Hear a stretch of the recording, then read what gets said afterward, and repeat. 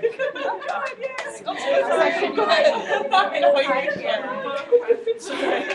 it going? Good. So far. Good. Huh? Oh my gosh, that's awesome. Okay. I just came from Austin, so I'm like, I can't believe I made it. Yay! Oh, you guys are so cute. Thank you. Yeah, you look adorable. I love your pencils. Thank you, Mom. Are you good there? Yeah. Okay. Nice. Well, you guys have to get behind the shelf. Okay. Okay. Yeah. Okay. And Jeff will be here. Yeah, guys. Okay. We have lunch set up. Do you want to grab something? Okay. Okay, sure.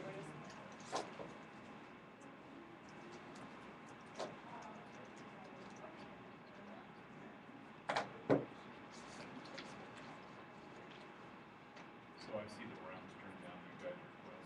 They are going to be presenting him with a customized jersey with his favorite player's number. They're going to put his, will present his favorite. Guaranteed. Oh, they won't let it be. Yes. They're not volunteering to be the players.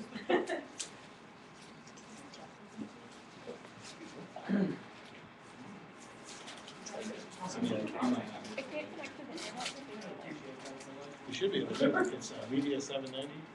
It just gives me like an exclamation point.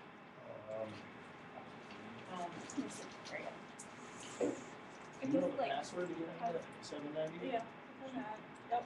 And then since you're, I think it's like, do you have it turned off? Is that why? None of the password stuff came up. Do you know the password again? It's your own username and password. Oh, because Jess, And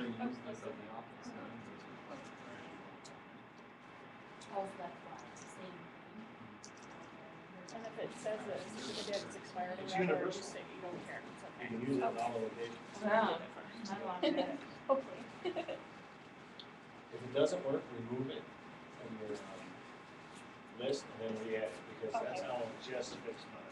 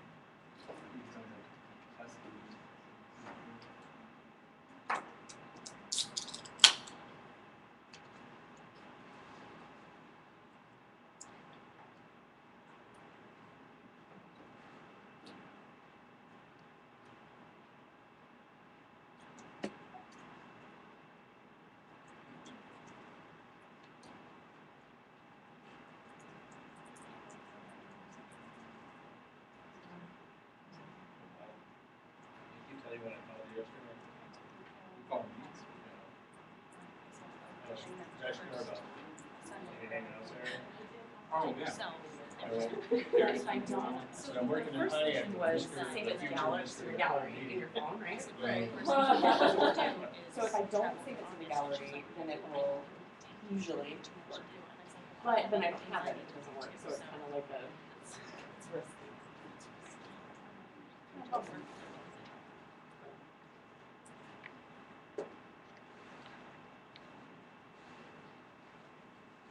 Did you submit to the house?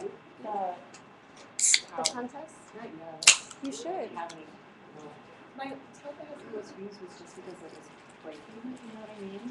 Yeah, that's fine. That's a good use of how. Yeah, that's, I mean, like the main goal of being in the right place, being in the right time, Yeah. and pulling on the camera. You know why I'm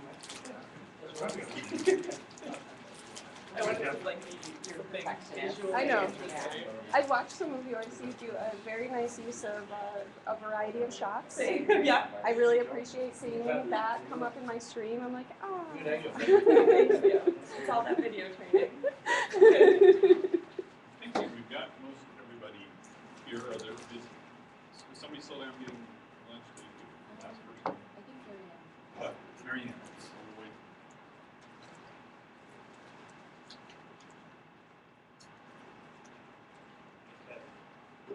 It's good. Sure, I can do that. Like, or, pretty much the whole night there, except for Oscar's not. You don't smell it, you know? I mean, he's definitely. Well, one more year deal up on the night for that, that's our big senior year. You're third. So, one more year deal with shenanigans and then done. That was you. Last time we go. Oh, really? Funny how coach he tries to run like a college. Yeah, that's what I thought. I'm glad I'm gonna be around that. I'll do my gas. Okay. Okay. Mary Ann, is there anybody else down there getting, Mary Ann, is there anybody else down there getting lunch or? I think this is it. Okay. Oh, We'll start, we'll do introductions as you're eating, so I'll try, okay, I the can just time send it my to you. calling on you, just ask if you put a bite in your mouth and embarrassing them, but, you know, obviously, live tweeting is one. If that helps you either share what we're talking about, or more importantly for you, gives you some notes, we're certainly welcome to do that. If you do, use the DFM Engage hashtag. So some of your observations about what we're doing, talking about, will go into the live blog that Michelle set up, and she'll tell you later about how all that works, how to use Scribble. What I want to do to start, go to the next slide here, is introduce yourself, obviously your name, what newsroom you're in. Tell us what you do. We've got a lot of different roles represented here, so you know, if the title makes that clear, maybe the title's enough, but you might explain a little bit if it doesn't, because we're a title like mine, digital transformation editor. And I'll explain that in a moment here. And then I want you to tell about a recent engagement challenge or success that you've had. Telling about a tweet link. We may want to dig in at the appropriate place in the workshop, or it's something that somebody might want to ask you about later. But we don't want long stories here, just kind of a tease here. And then the other thing I want you to tell in introducing is what do you want to get out of this? What would make this afternoon's workshop a success for you? So on. So we'll go around the room and try and get everybody introduced, because I saw some introductions going already, so I'm not the only one that has only worked with some of you occasionally, if at all, or you know the Twitter handle or the email name, but haven't met before. So we'll do the introductions and kind of get things going. I'm Steve Buttrey. I think you know that. I don't work in a newsroom. I work out of my condo in Virginia, but I visit a lot of your newsrooms. I'm visiting 3 Michigan newsrooms this week. Check actually part of the Thunderdome operation and get up there 3-4 times a year to visit Karen and others. It's good to connect out on the road here. My job as digital transformation editor is to help you and your newsrooms in the transformation that we're all working on to be truly meaningfully digital first. I need to be like staring into this so that I'm on the live stream. Okay. You can't read all my cool slides behind me, but that's okay. You don't need them. And Jeff's here. I think the gang's all here now. Okay. A recent engagement challenge success that I had was that this year at the ASNE conference, Twitter didn't cut me off for tweeting too much. I think I tweeted almost as much as I did last year when they rate limited me. I didn't even know what rate limit meant, but you can't tweet more than 100 times in an hour. And last year at ASNE, I got rate limited during the Woodward and Bernstein 40 years later panel. This year I tweeted a lot, but I didn't get rate limited because I got whitelisted by Twitter last fall when they were asking me to live tweet the board candidates' discussions at ONA. I thought, I'll have to go over 100 here again. So I got Twitter to whitelist me before that. So this time I didn't even worry about it. So that's my recent engagement success was I didn't get rate limited this time because I've been whitelisted. Two terms that, a year or two ago, I didn't even know what they meant. But you're certainly not in the social media context. What's going to make a success for me today is for each of you to go back to your newsrooms later this week and start trying something new, trying a new tool and technique that we've discussed, and to try another one next week, and so on, and to get a bigger toolbox of engagement tools and to deepen our collective engagement as digital first newsrooms. So I can go around the room, or I can take a volunteer. Who wants to volunteer to introduce next? I saw Michelle's hand go up. I think she was just raising her hair, but that's I'm wondering, should we have everyone step forward? We do have 10 watchers, so people okay. out in our audience. So people come on up to introduce. Michelle is directing the show, and thank you for all the work that you've done, and Mary Ann also, and getting things going here. Okay, so to start with my name, I'm Michelle Rogers. I'm Director of Community Engagement and Editorial Training for 21st Century Michigan, Media Michigan. That's a new title. Since February, I was Managing Editor of Heritage Media West, which is 8 weekly publications and the website heritage.com. And I launched a Community Media Lab about a year ago. I got funding through the company, and that kind of spun off. I'm also part of the Idea Lab. So what I was doing for my Idea Lab project was the Media Lab. It evolved into that. It started off as something different, but evolved into that. And then I got approved for funding, and then they kind of made that my full-time job. So I work with community bloggers. I do a lot of workshops, 3 or 4 a month. I recruit people to lead those workshops, and I lead some myself. So we're partnering with some professors at Eastern Michigan University, then people in marketing and public relations and that kind of thing. And I just helped Mary Ann launch this Media Lab here at the end of June. My intern came in with me, and Mary Ann, we all sat down, Jody and Jeff, and we set up all their accounts. But so that's kind of what I do is I work with bloggers, our Media Lab. I work with citizen journalists. And I also work with you guys. So I'm available to come to your newsroom for training. I felt to come daily, maybe twice a month, Oakland Press. If you want to come in individually to the Media Lab, which is located in Ypsilanti, I'm available there by appointment, usually anytime. Or I'll come directly to your newsroom if you have a group of people who want to learn anything specific. So I'm kind of a dabbler, and I think that's why I'm part of the Idea Lab, is I like to experiment with technology and different tools. So I wouldn't call myself an expert in any tool. I just kind of check it out, I dabble, I play with it, I have all kinds of accounts.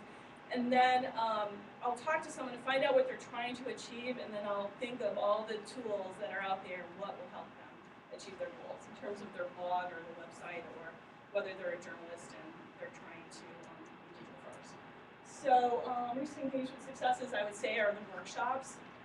I've had between anywhere as low as 2 people to as many as 30 people show up for these workshops.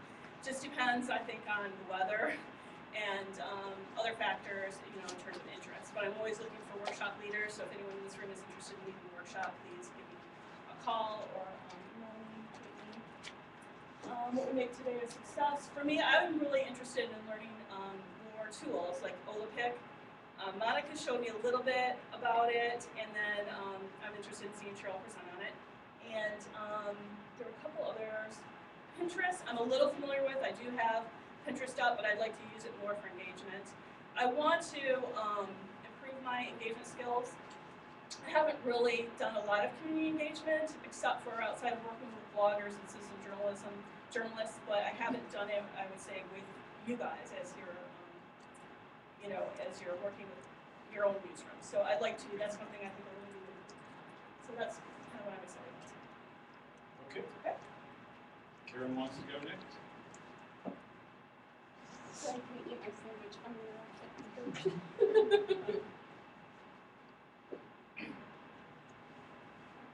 Am I lined up with the camera? There you go. Okay. My name is Karen Morgan. I'm at Thunderdome now. I used to be at the Open Press for a long time. I am a breaking news producer for Thunderdome in New York City. So that's what I do. I'm on the breaking news team, and essentially we're keeping watch of what's happening on a national scale. We do a lot of live blogging. We're just making sure that we're responsive to breaking news and providing your newsrooms with content that you guys can use. Instead of it, I should say previously, when I left the Oakland Press, I was serving as community engagement editor there. So I have some experience in engagement, and I'm going to draw from that for this recent engagement piece.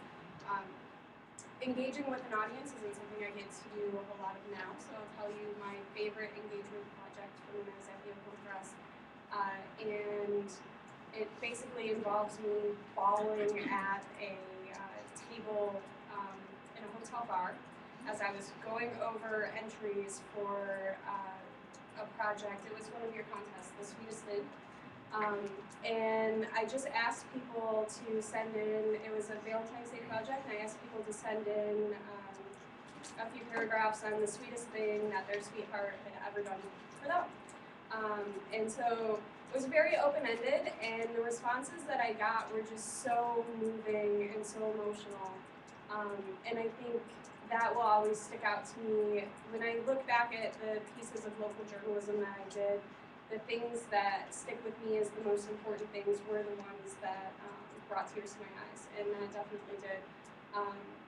I remember the waitress coming up to me and asking me what was wrong. I was at a journalism conference. I was studying a conference, and I'm like, I'm gonna knock this project out while I'm done, while I'm down here. And as she came up to me, and there were like tears streaming down her eyes, and she's like, what's wrong? Are you okay? And I was just sobbing. I'm like, it's okay.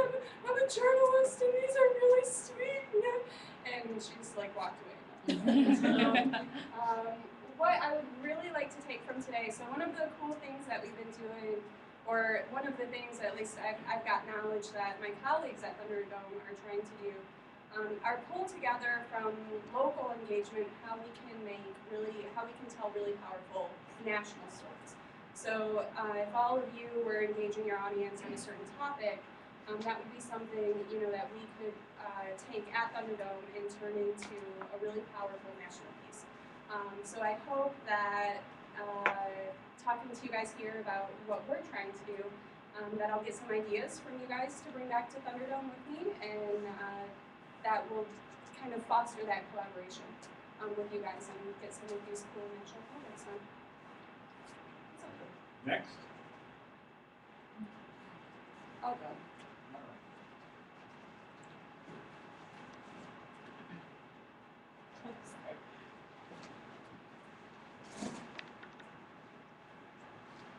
Am I good here? It's like a mic. Yeah, you're good. My name's Lisa Yannick-Janitis. I'm the community engagement editor and the sole photographer at the Morning Sun in Mount Pleasant. So my job is about 50-50 doing community engagement and making sure that we have art for the daily newspaper. It seems pretty self-explanatory. A recent engagement success for me, I worked on a longer-term project with a reporter where we told the story of a man who was dying of cancer. And as part of that project, we created a Facebook page about our stories and about his journey. Probably 4 weeks into our coverage of the story, he died, and the page kind of became more of a memorial page.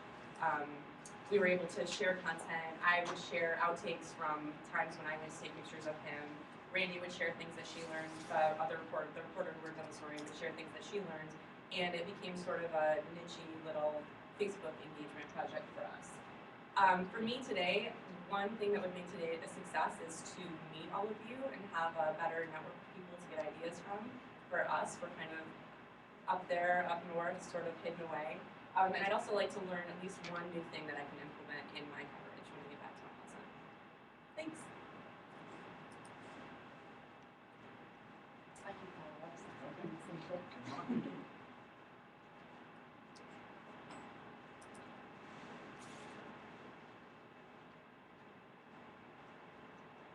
I'm probably gonna have you from the morning sun. My job title is community engagement producer. So I do kind of a little of everything. I'm on the desk. I work on the community page and talk to people that I do community engagement, just kind of a little of everything. And I don't know, recent community engagement success I think is we've kind of been able to change the tone of feedback that we're getting from users, kind of to use community engagement as like a kind of like customer service almost to like with the negative feedback and everything. We've been able to have some successes with like directing people and sharing that. And I think what I want to get out of today is similar to the stuff we're kind of up north, you know, like people that want to be network. I should add, I forgot to mention the second half of the introduction, you know, that if you don't have a recent success or if you want help with a challenge, you can talk about something that didn't work as well, and that might be something we can brainstorm during the day to provide some tips to help us. So should we go, since we're going to people who drove away, it's Ohio, it's Ohio's turn to go to members. I'm Cheryl Sadler, and I'm the community engagement editor for the News Herald in Willoughby, Ohio. So I do a lot of engaging in the community. I have been working part-time on the copy desk, but I'm moving off of that to do full-time engagement. I'm also going to be doing some engagement stuff for the Morning Journal in the rain. Recent success/challenge, because it was kind of a bit of both. We had our all-star high school football game, and I led a contest to pick the national anthem singer, and there was some controversy over some voting, and it got kind of dramatic, but we did get several entries, and we got someone who spoke with the singer, and she performed, and it went really well. And the all-star game as a whole was really a successful engagement in that we had the most attendees ever, was about 3,000. So, and it's a game that benefits a charity that we have, and so it was really nice. Today would be a success for me if I can learn some techniques that other newsrooms are using. You know, reading down this list, we've dabbled in a lot of the different topics that are being talked about and had some challenges with using them and just having the time to implement them. So I'm really interested in seeing how everyone else is using them too, and how we can apply that to our newsrooms. Hey, Cheryl, Yes. that also be next year's Ohio special. Oh. That'd be awesome. That would be really good. That would be really good. Yeah. You know, there's the big 33 game between Ohio and Pennsylvania. That's cool. That would be wonderful.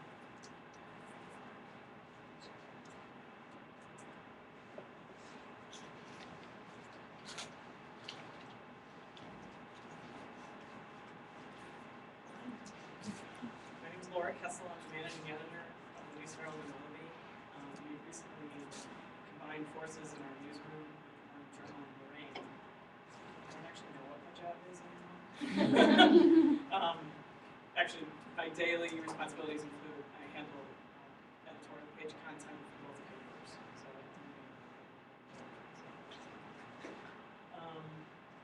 my half of my job is community engagement, but a different type of community engagement than you're generally talking about. It's not really digital. It has digital components to it, but I'm the person that goes and when you have these crazy ideas, goes out and attempts to make them actually happen. You know, like I run a weight loss contest, which will be people from the Ridge area. Get people to shoot photos of their favorite joint on the river.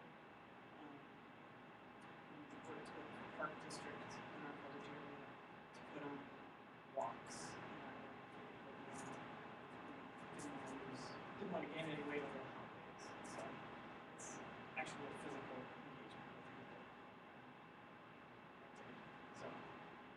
people. So my recent success is the weight loss contest. I had the most participants ever in our 5th year. We had 66 people sign up this year to take part. My challenge is I tried to do, my boss is very nice to me, she's watching.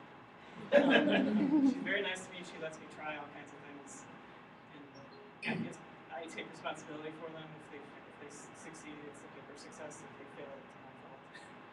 I had a program that I wanted to do, it was a dream project, to put on a cook-off with the firehouses in our coverage area. We have 16 fire departments in Lake County, and we wanted to challenge each other to have the best recipe. And one firehouse didn't take it. It was a shocking failure, and I had to figure out how to make it work. So Was it a good recipe?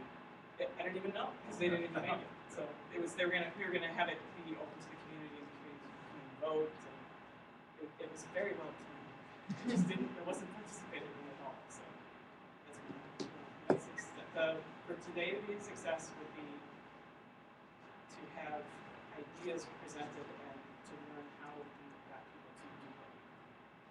And take time to do it. Because we can all come up with ideas, but it's the patience to me is the key. So that's what I'm doing. Next.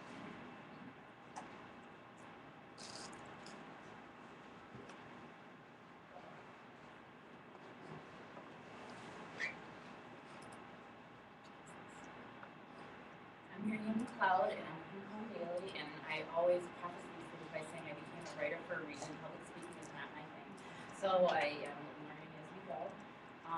So yeah, I have the Macomb Daily, and we also have the Daily Tribune located here, as well as the advisory and source newspapers. And what I do is I'm a community engagement editor for the Macomb Daily, and recently launched our community media lab, which has been very exciting. And I feel like my strength as a long-time reporter and now as a community engagement strategist is relationships. I've gotten to know a lot of people in my coverage area over the years because I've been doing general assignment reporting and feature reporting for a long time. And I feel like community engagement gives me an opportunity to kind of bring everything together. And I think it's been part of my success because I do know so many people in the community, and trying to get the engagement thing going, it helps if you have a relationship with people and can kind of talk to them about what they need help with, and if we can help promote their nonprofit or their small business or whatever it is, I think they get a little bit more excited about what we're doing and want to participate and learn and hopefully advance themselves. And recent engagement success, we had a blogger workshop. It was back in May, but we had 71 participants, so that was really exciting. Nervous that, wondering if anybody's going to come at all to the party, and I think we wound up getting 16 blogs out of that, and I had appointments with other people from that workshop who wanted to come in and set the blog, so it might wind up being like over 20 new bloggers as a result of that, so that was successful. And what would make today a success is a couple of things. I really wanted to get to know people a little bit better, put a name to a face, and maybe continue to work on partnerships together to kind of get things going even better. I wanted to learn about contests, particularly Facebook contests, because I think that's a great way to build that audience, and it's something that we haven't dabbled with yet. So, interested in hearing about. I think you mentioned the weight loss contest you were doing, and so I was excited to hear that and different ways wanted to hear a little bit about how to encourage my newsroom. Everybody is so stretched these days, and they've embraced a lot of the technology. And I'm really proud of our staff because we have a veteran staff, and the tweeting and Facebooking that's been going on, like in the last year, it's just been an enormous increase. But everybody still feels a little bit like, how am I going to fit all of this in when I'm covering stories? And so maybe just some strategies on, how to talk to people and make them see that it's really just another part of what they're already doing as opposed to adding more work. So, I wanted to hear a little bit about that, and that's it. And I will say, I let the first few speakers go a little longer than I'm probably tweaking. But on the last two points, particularly where they can be more discussion, let's try to keep them tweet linked so we can keep moving along. So those of you who haven't gone yet, you don't have to say all that much. Who wants to go now? Good time. Yeah. Don Chamberlain, I'm the associate editor of the Advisor and Source newspaper. We're now housed right here in this building. I have several my job duties include photography, sports writing, copy editing, page layout, and community engagement. I don't know, that's kind of a new term to me. So far, my digital experience has been, videotaping, which I enjoy doing, a lot of Facebook and Twitter work. So trying to keep up with that. What I hope to succeed from today is a lot of new terms have been thrown at us, emails, company-wide. I'm hoping today to actually see what those mean and hopefully to use that and, as you mentioned earlier, implement that in my daily routines and start to utilize that more often and kind of come up to speed with some of the digital. But I feel like I've been falling behind on a little bit. All right.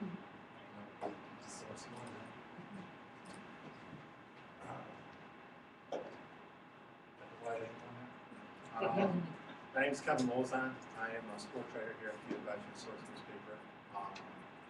My job is basically to go out and cover high school sports. I'm out there every day, covering one, possibly 2 games a day. I do video, cover games, take my own pictures at the games. I come back, I download photos, I build pages, basically anything and everything I can possibly do in the realm of a game.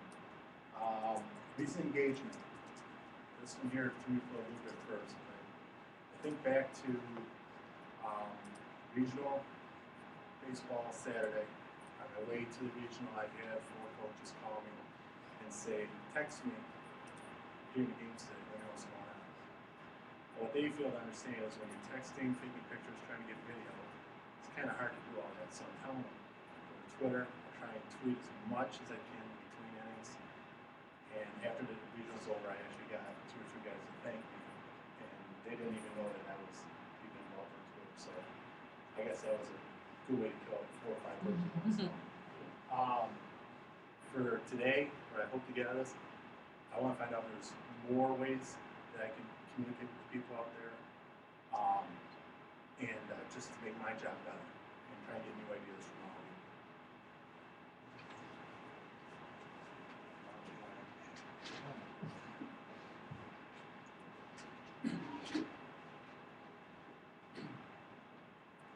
I'm Paul Camp from the Open Press, and I'm the coordinator. I'm also a reporter, video editor, which have a hand in pretty much everything else too.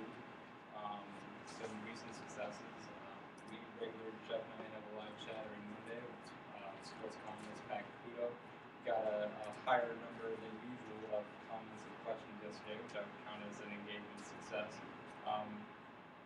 Challenges, sometimes I can't always get what I want. Like if I have a question and I put it on Twitter, sometimes people think I'm stupid rather than trying to actually help them. So I'd say that's more of a reoccurring challenge with engagement. So what I'm looking forward to today in particular is learning the ins and outs of Pinterest. I'm sure it's a very entertaining platform. It's not anything I've personally used yet, so I'm looking for some tips on that. And to see how we could possibly take that back to the newsroom and employ that as part of our workflow and see what we can get out of that. Also looking for some best practices for touting.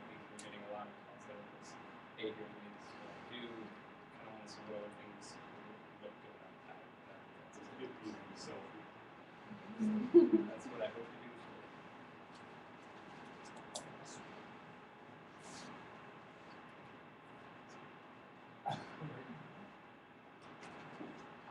Thank you for saying we can do it fast. Jesus. You can stand up. I can stand here, okay. Are they in the picture if they stand up? Am I in it? And maybe they'll run one more. Or on the other side. The end of the tunnel. Yeah, there you go. My name is Monica Drake, and I'm the community engagement editor and suburban life editor and reporter at the Oakland Press. So I do a lot of the social media, and I put together a section every Thursday, and I try to write about a story a day. So it's a recent success. I guess recently I started posting about like at least once a week a missing pet on the Oakland Press's Facebook page. And that gets shared, I feel like, more than anything else that's posted on the Facebook page. So that gets shared about probably like 60 times each just to put a missing pet. Even more than like if you put a missing person, they share more missing pets. Sometimes, yeah.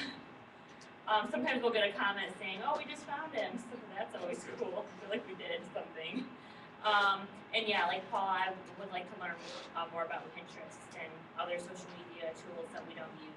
I haven't really done much with Pinterest, so just different outlets we can do besides Facebook and Twitter, which we are good at that, but the other platforms I'd like to learn more of.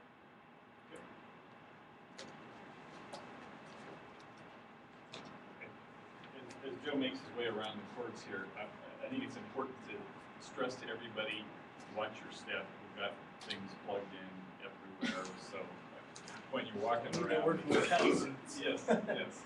Well, I'm Joe Graham, the online editor at the News Herald newspaper. I also work out of Heritage Media, which is the pressing guide of all of our Heritage West group. I have another editor that works with me, Eric McLean. We're both responsible for updating the websites, and we do a lot of the social engagement for all of our papers. We team up in that regard, so I do have some help there, which is nice. As far as a recent success, what we did recently is we did a live broadcast from the Cruising Downriver Cruise in Southgate, Michigan. And it was really fun to do, and it took a lot of preparation. It took about 5 or 6 of us 2-3 months to get it all down and get it together. And it was a lot of fun. But what we did there is we had a couple of reporters show up, and what they did is they live tweeted, they did a lot of touting, and we actually uploaded photos live to our media center site, which was a huge boon for us because our Sundays aren't that great in the News Herald, and they tripled our, actually more than tripled our hits. We got, within 24 hours, we had over 30,000 more views than we normally would. So what they did is went out, took photos, upload them at a local McDonald's to get the best Wi-Fi they could. And that was even slow, so it took us a little longer to get those up. But I thought that was pretty good. People in Downriver really enjoy cars, so anything we do with automobiles draws a lot of response. So that's something we're focusing on, and throughout the summer, we're going to continue to do that. As far as what we would like to do, or I'd like to learn today, is actually about a lot of these things. Like Michelle said, I know a little bit about several things, maybe not, definitely not as many as she knows, but I want to learn more about all these things, especially TOUT. I think it's a great program that we can use and implement as journalists because we can get video up right away. I do notice that when you link those through Facebook and Twitter, it does bring a lot more response, at least to my towns. So that's just really what I know about it now, and I'd like to learn that Paul said about it. Okay. If those of you who've come in, what we're doing is a brief introduction, kind of tell who you are, what newsroom you work for, what you do, and then tweet link, and some people might have gone over 140, a recent engagement success or challenge, and what would make today a success for you. Hi, I'm Nicole Seaborn. I'm the editor of the Chelsea Standard and Dexter Leader. I'm Heritage Media West in Washington. My job is kind of pretty broad. I do a lot. I paginate. I'm in charge of the reporters and freelancers. I make sure that there's content for each paper every week. I shoot video, take photos for stories, and I do a lot. My recent engagement success, it was graduation, and I decided that I wanted to do some features.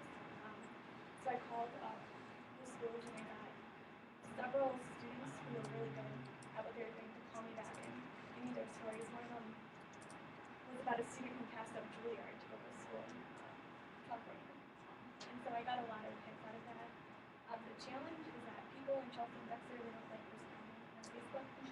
I've tried.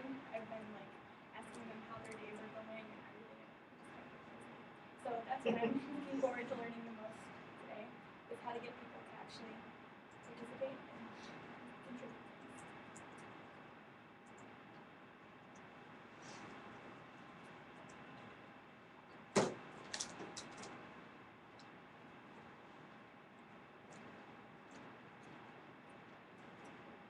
I'm Courtney Flynn. I work with the boys and I'm an associate editor over there. I cover 2 communities, repagination and content, and upload stuff to the website. That's on my way. I'd say a recent engagement success we had is we've been able to increase the number of community bloggers we have, and through that we were able to find a girl to help us cover community kind of like Black community members. So that was a nice collaboration.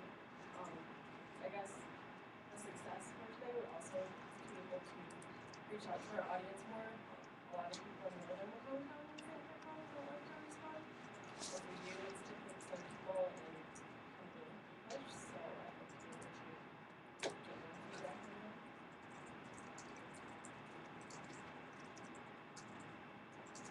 You folks are from the Macomb Daily and will be coming and going. You're welcome to be introduced, but don't feel like you have to if you're not going to be around for the whole day. I certainly wanted to get everybody that's going to be participating all afternoon introduced. And at the very least, we'll probably want to go around and get you to tell us who you are, but you don't have to do the whole thing. But you do, Jeff. Right, I'm Jeff Keelan. I'm from the Oakland Press. I'm sports editor there and also in charge of statewide MI Prep Zone. I also was in pagination for Macomb and Daily Tribune.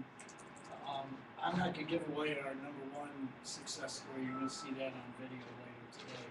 But I would say the most recent engagement one for us is we just completed our 3rd year of the summer internship program, which I recruited 5 summer interns. We also have a CHIPS Quinn scholar working with us all summer. But the way that we recruited the interns this year that gave us this crop was, I call community engagement, and it was our most successful group. Recently at the Associated Press Sports Editors Convention, they were asked to write the stories from our workshop, which shows the quality of kids we had this year. The success today would be for Paul Camp to congratulate me on something. something besides your cycle meter or your run meter that auto tweets. He's a big outdoor enthusiast, and cycle meter keeps you up to date on his latest whereabouts. Okay, any of you want to come up and do the full introduction, or should we just go around? Just go around. Okay.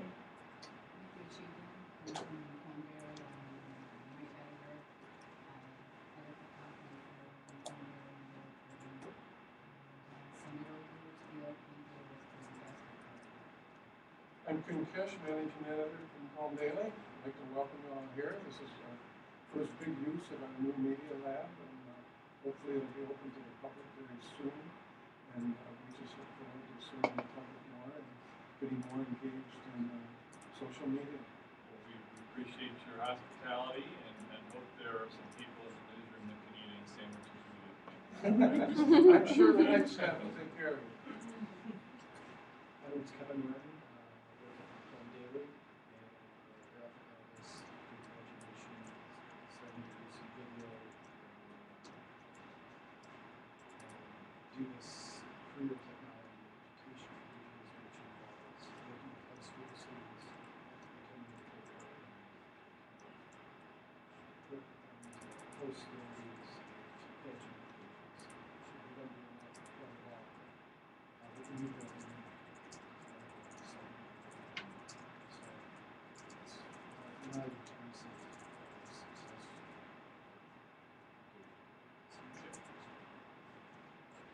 I'm Debbie Comar. I'm with the Macomb Daily. I'm the features editor for both the Trib and the Macomb Daily.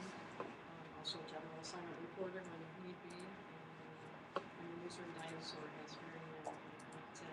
No, not at all. No, on social media. You're welcome to all of you welcome to stay as much of the afternoon as you can, although I know you've got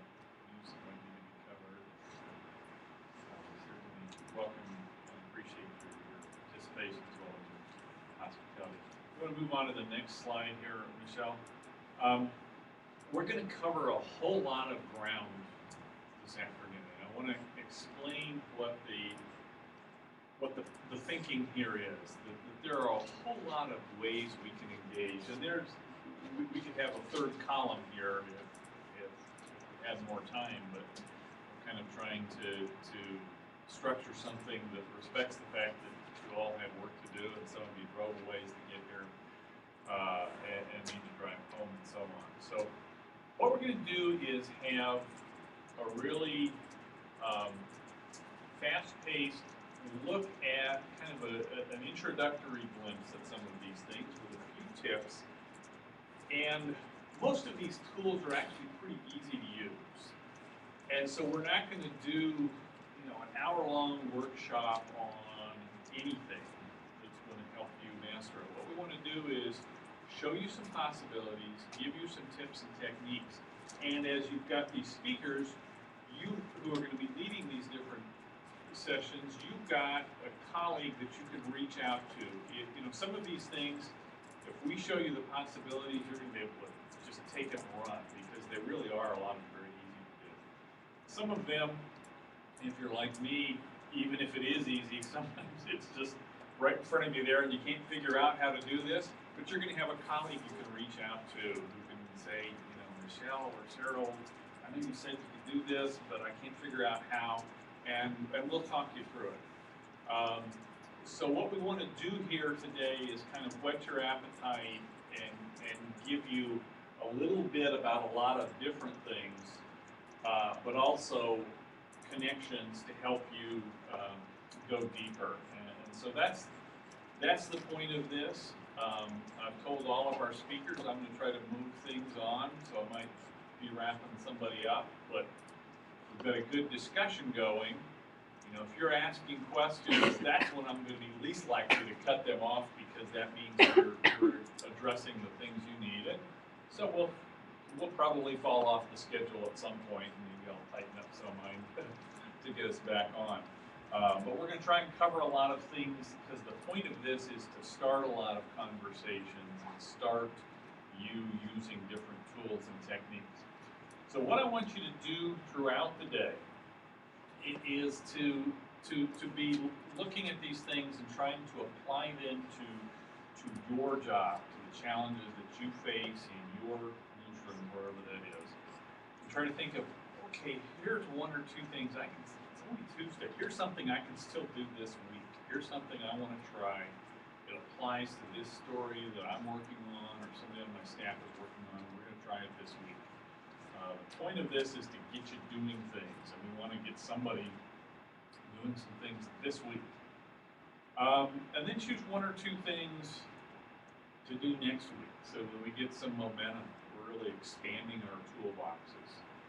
And then choose one or two things that aren't going to be as soon on your horizon, but that you want to, maybe you didn't understand enough, but something you want to dig in with, either with me or with one of the other speakers here a week or two down the road, and dig in. So we want to think immediate and short term and longer term. Feel free to ask questions at any point. I've asked each of the segments is going to be roughly 20 minutes long, but I've asked them to plan just 15, 18 minutes so that they're leaving time for questions. You don't have to wait till the end to ask a question. If you've got something right now that's about what I'm saying right now, dig in into it.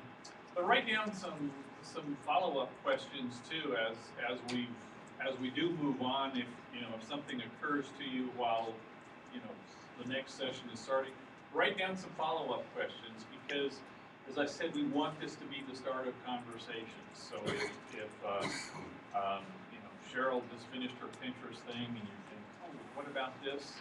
We're going to have a break, and you can follow up by email with Cheryl later and get answers to that. So ask questions during the sessions, but write down follow-up questions. I'm going to put all or most of the slides you'll see, the links to things that we show on the screen, on my blog, probably later tonight, but it may not be till Thursday, but I'll try to send an email out to everybody with that when it's up, so that, you know, if you see some slides and they're going by fast or something, you're going to get another shot at them later. Same with the examples and links that we show. And if I miss a link or something, say, hey, what about that one? And we'll find it. We'll show you all those examples. Just a real quick, and one of the things I'm doing since I said I was going to try and keep us on schedule is I'm going to cut short my overview. But I do think it's important to start a discussion of engagement with a definition of what community engagement is. So this was a definition that I used in a DFM check. Michelle, can you move on to,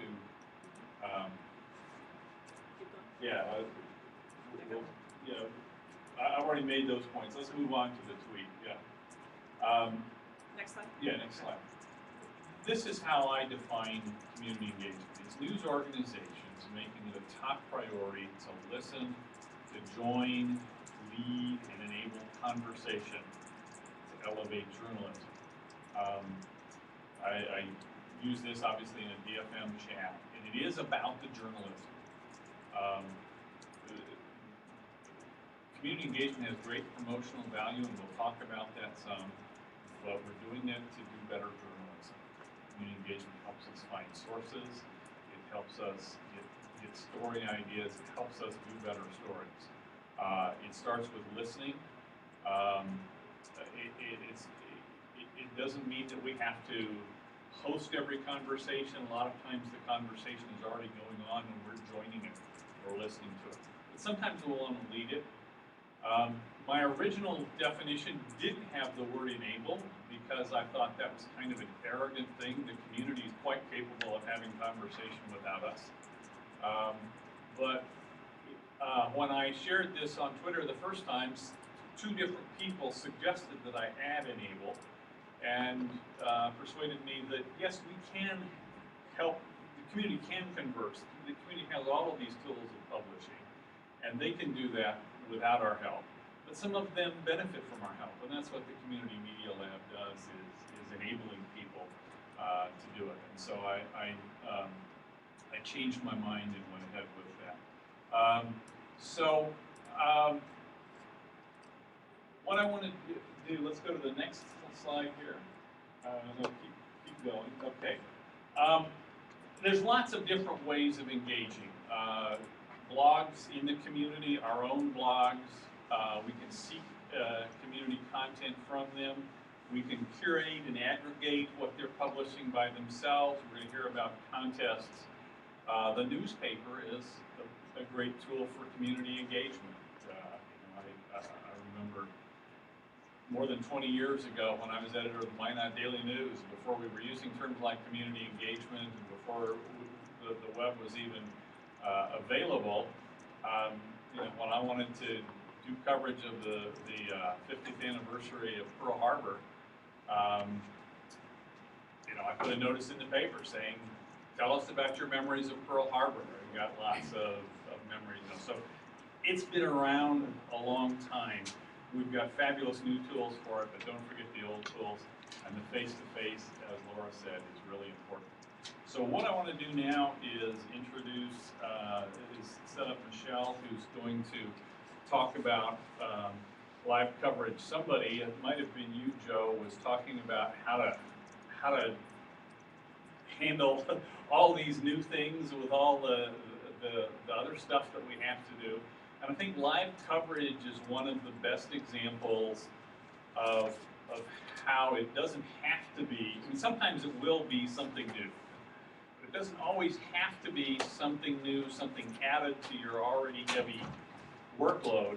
Sometimes it's working differently, and a lot of the live coverage that we do is you were going to be at that ball game anyway, or at that court hearing, or at that meeting, or that community festival, taking notes, and it's in essence gathering content. So it's really working differently rather than just piling more on top. So Michelle, talk a little about Scribble Live and live format. Okay. Well, I'm fairly new to Scribble Live. In fact, it was Paul Camp here who showed me how to do it. And prior I was using Cover It Live for my workshops.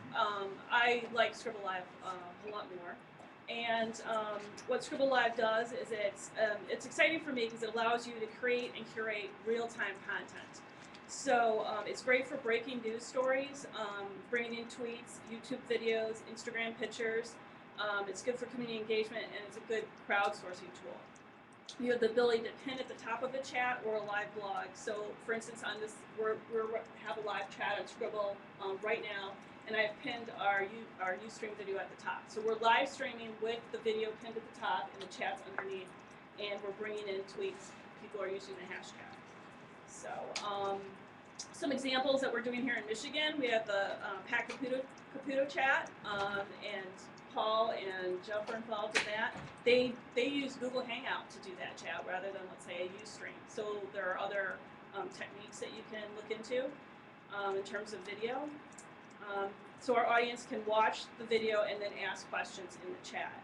I also use it in our media lab to present our workshops, and we do that through Ustream, and our audience can watch and participate. So they don't have to come to Ypsilanti in person, and they could be in another state if they wanted, and they can watch it and ask questions through the chat, which I host on an article page on one of our websites. Let's see, I covered that. Scribble's a great tool for breaking news, as I said. There's no need to refresh the screen, which is nice. And as news develops, you can let readers know with the fresh content. And that's kind of what it looks like when you pin it. So there I've pinned the live stream there.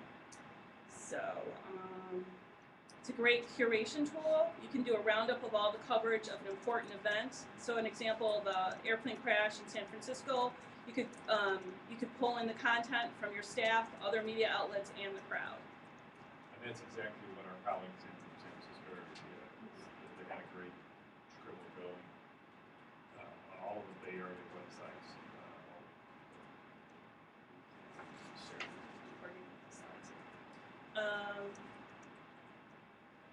Adding polls, we talked about curation and multimedia. Adding polls can heighten community engagement. So very quickly, it's very simple to set up a Scribble live chat. And then there's an area called Write where you can create your poll.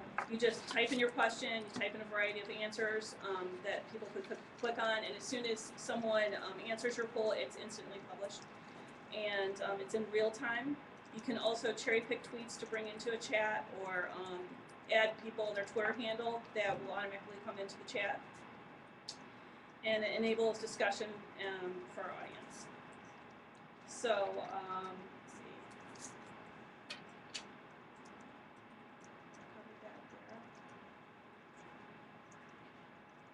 So Scribble Live and live chats enable you to make connections.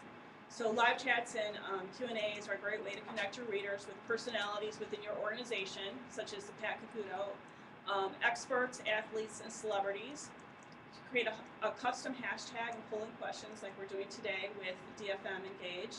And you can promote your event through Facebook and Twitter with Scribble Live's social sharing capability. And Marianne has a regular live chat on parenting. That's pretty popular, right? Yes, we've been doing it for the last 3 years. It's once a month. And I think one of the neat things, and the reason why it's become successful is because I partner with a nonprofit organization, and Teresa Sander, who's a parenting expert, is actually my co-host, and so she's able to help me bring in an audience as well as bring in panelists. So yeah, it's been a lot of fun. We enjoy it. So I've done a lot of sort of medical-oriented chats. So I did a cancer chat. I did one on Alzheimer's, and usually, you'll have like April is whatever awareness month or that kind of thing. There's always something that you can hold, a topic you can hold a live chat on, and then it's just a matter of like with the cancer chat I got with some hospitals. They rounded up some doctors, and we have 4 experts on the chat. With that, I did some research, so I'd have questions ready ahead of time, and then I created bit.ly links to some of the topics. I asked them to provide that in advance, some resource material. So then I was ready, and I would just cut and paste it in the chat so to keep it moving along. And Marianne's chats are a little more off the cuff, right, and casual. And yeah, we kind of look at it as like a talk show, a radio show.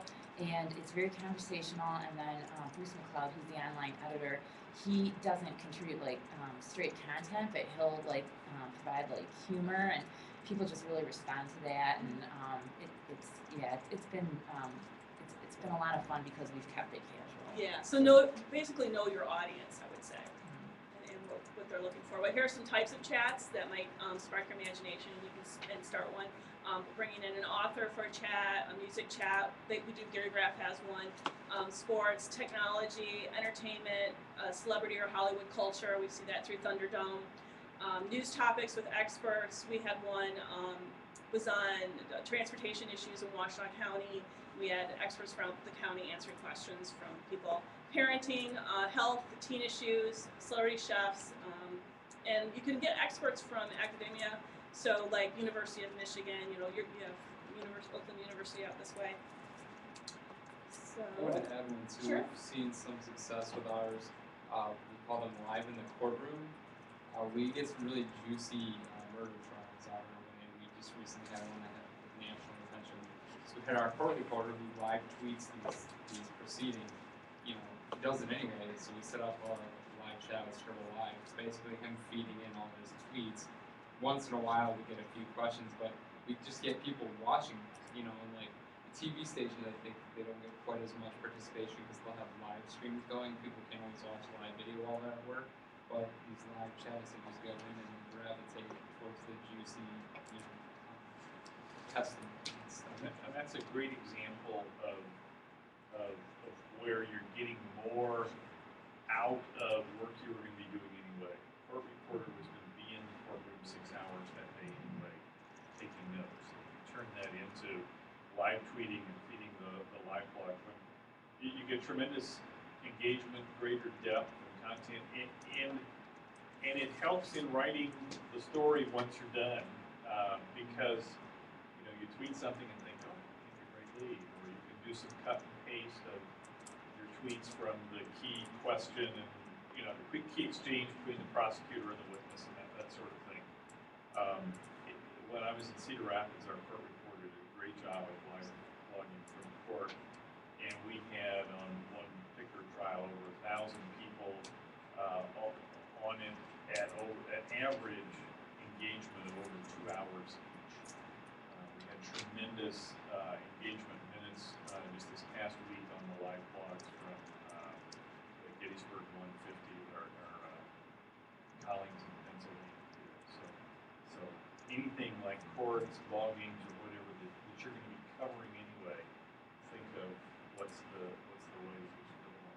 I wanted to add too with these chats. I know it's from one of the Pack Pluto chats. I set that up. I log into our OP Sports Twitter, and the responses that I get, through the chat, I summarize what Jeff and Pat are saying into tweets that go directly from Scribble Live. So if you want to share something in the chat, you don't have to necessarily go into Twitter because Scribble Live allows you to tweet from whatever account you're sending.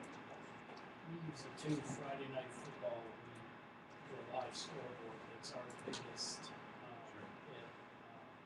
I can't wait till this year with all the Twitter followers we've picked up over the last year to see what happens. Is anyone else in this room using Scribble Live? And I have some. We use it for breaking news coverage all the time, and we share these things out to you guys as well. And when I talk about the ways that we're trying to foster engagement with your audiences or give you an opportunity to engage with the content that we're creating, I'll talk more about what we're trying to do. It's a really good tool for breaking news, obviously, on a national scale. And what's nice, what we like about it is that it gives us one instance of something that we can give directly to you guys, and you can use it. You can modify it if you're able to syndicate and add like your own local sources, or you can just use the national version that we put together for this. So we also do a lot with chats, and I'll go into a lot more detail about that. And it is a paid account, but we can do multiple, so that everybody here can use is it the Oakland Press account or the Michigan account, whatever you have, everybody can use that. But we're also adding some accounts, so if it's something that you think you're going to use a lot, get in touch, maybe Jenkins is handling, sign up for some more accounts, but, Michelle or Paul can get you set up on this account to use Scribble from this and kind of get your feet wet, and then you can decide, okay, man, this is cool, we need our own account. Okay, so obviously the goal is to share information, inform readers, engage audiences. It's a real-time chat, can incorporate polls, reader comments and tweets, and they can share it on social media. Also, a nice feature is that it will show all your analytics, so you can see how many concurrent watchers, uniques, total views. I don't know, Paul, if you can address this, but like when I took the screenshot, there were like 30 concurrent watchers at the time when it was live, but when the screenshot said zero, so you never know then later, right? Yeah, I try to look at it like during, but usually I don't have time, but I don't know why it doesn't stop when you stop the chat. Right, it should stop at the highest number. Right. And it doesn't. I haven't really looked into I have to attend one of those Scribble Use sessions or something about their analytics because I don't really understand. That's another good point though, is that Scribble has very good online training on the topic. Yeah, I actually have a link down here too for that Scribble U. So, and also don't forget print. You can always write an article summarizing the live chat or news events. And then here are some resources. They have client support. They have Scribble Live University, Scribble Wiki, Scribble Blog. And then who to contact. Chris Marsh, I put him down at Thunderdome. He's in charge of that right now. He always wants to share these live chats too. Usually it's the chat, like my cancer chat, that's something that's universal. Unless it's hyper-local, I would go ahead and share it with Thunderdome. They're very interested in sharing that across the company. And then there's an email for Scribble as well. Oh no, that would be, that's all the Scribble admins, so that like Paul's on there and other people who are using Scribble. So that's a good email address to have as well, all the admins. So any questions?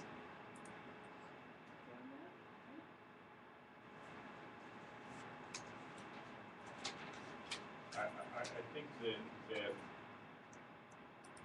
with rare exceptions, any event that you're going to send a reporter to, and the reporter is going to be there for the whole event or nearly the whole event, you should consider whether to do a Scribble. And sometimes the answer is going to be no. Okay, you're covering a live theater thing, and the person next to you in the darkened theater is going to slap the iPhone out of your hand if you're live tweeting. Okay, you're not going to do that. A funeral probably isn't the right occasion, but it might be something to ask the family about. This is a way to tell what's going on to the community. What do you think? And they might say no, and then you should respect their views, I think. Sometimes they would want that broader reach. When I go, you can live tweet my funeral. I give you permission now. Find out what the family or the person might prefer in that kind of occasion. But meetings, trials, festivals, games, those sorts of events that we cover, consider whether it's going to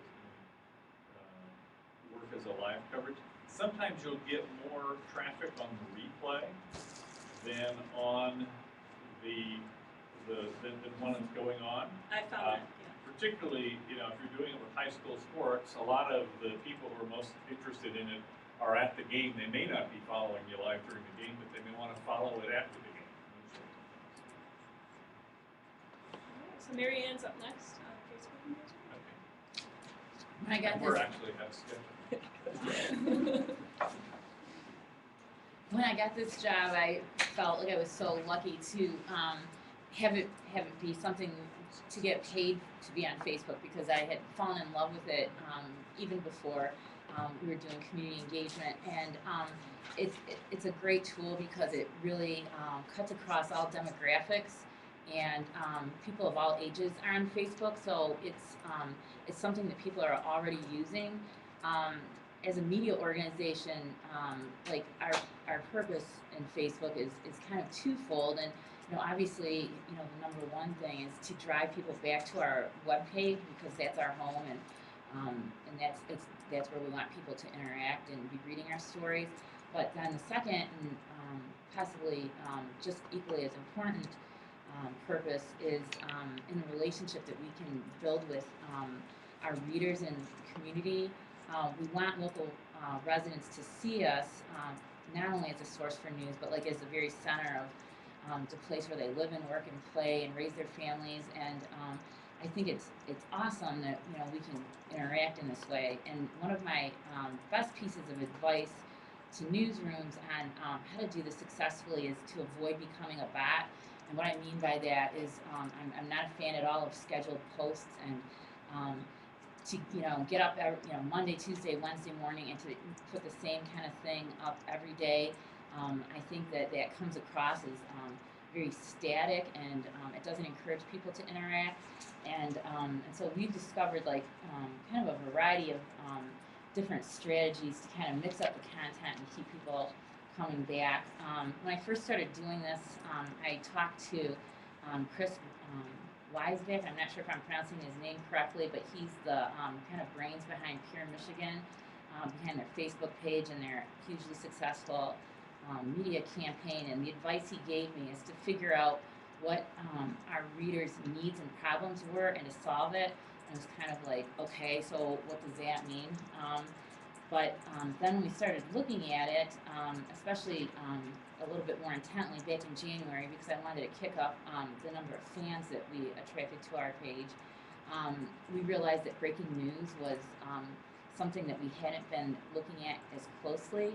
And so it was back in January, February when the new Pope was named, and we had the Kwame Kilpatrick trial, which was the former Detroit mayor found guilty, and even things like deaths of popular celebrities, and the, also with the Boston Marathon bombing. And what we found was, yeah, sure, we want to provide the link, but maybe to get the news out there as quickly as possible and for readers to be coming to our Facebook page for breaking news was to just put maybe like a quick sentence out. And the purpose of that was to show readers that we cared about them first, that we weren't just about pushing our links on them. And when we started doing that, our likes just increased tremendously. Since February, we've gone from right around 4,000 to just under 5,000. And up until then, we were getting about 20 to 30 new likes per week. And now we've kind of increased that to about 50 to 70 new likes per week. And I think a lot of it has to do with breaking news. And I want to just note that's pretty amazing, because I'm on a lot of Facebook for the papers, and there'll be some properties with 0 for the week, or just 2 or 5. So to have that many, I think it's a great information. Yes, thank you very much. It's been fun, and not only like national breaking news, but this photo here, I think it's by photographer Dave Dalton. That's not. Yeah. Okay. And so people are really into like graphic violence apparently and breaking news. But we got 21 shares on that and 20 new fans within the space of like the 10-hour period that went up. And so that's something to kind of keep a lookout for, is if you can get like a a great photo, something local on the interstate or whatever, that's something that people really respond to. They want to know about it and they share it with their fans, or their friends, I should say.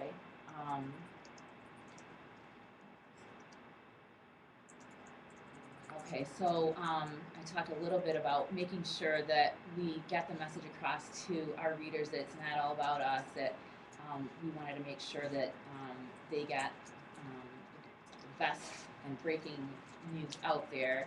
And sometimes we'll even use a link to a different media site if it's something that we don't have, just to be able to do that.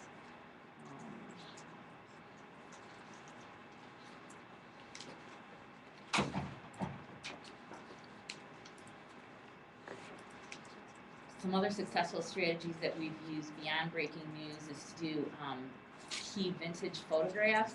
And one of the ones that did really well, and I've talked with Steve and Michelle about this in the past, is we put up a photograph of the plum pit, and that got 180,000 views on our Facebook page, so it went extremely viral.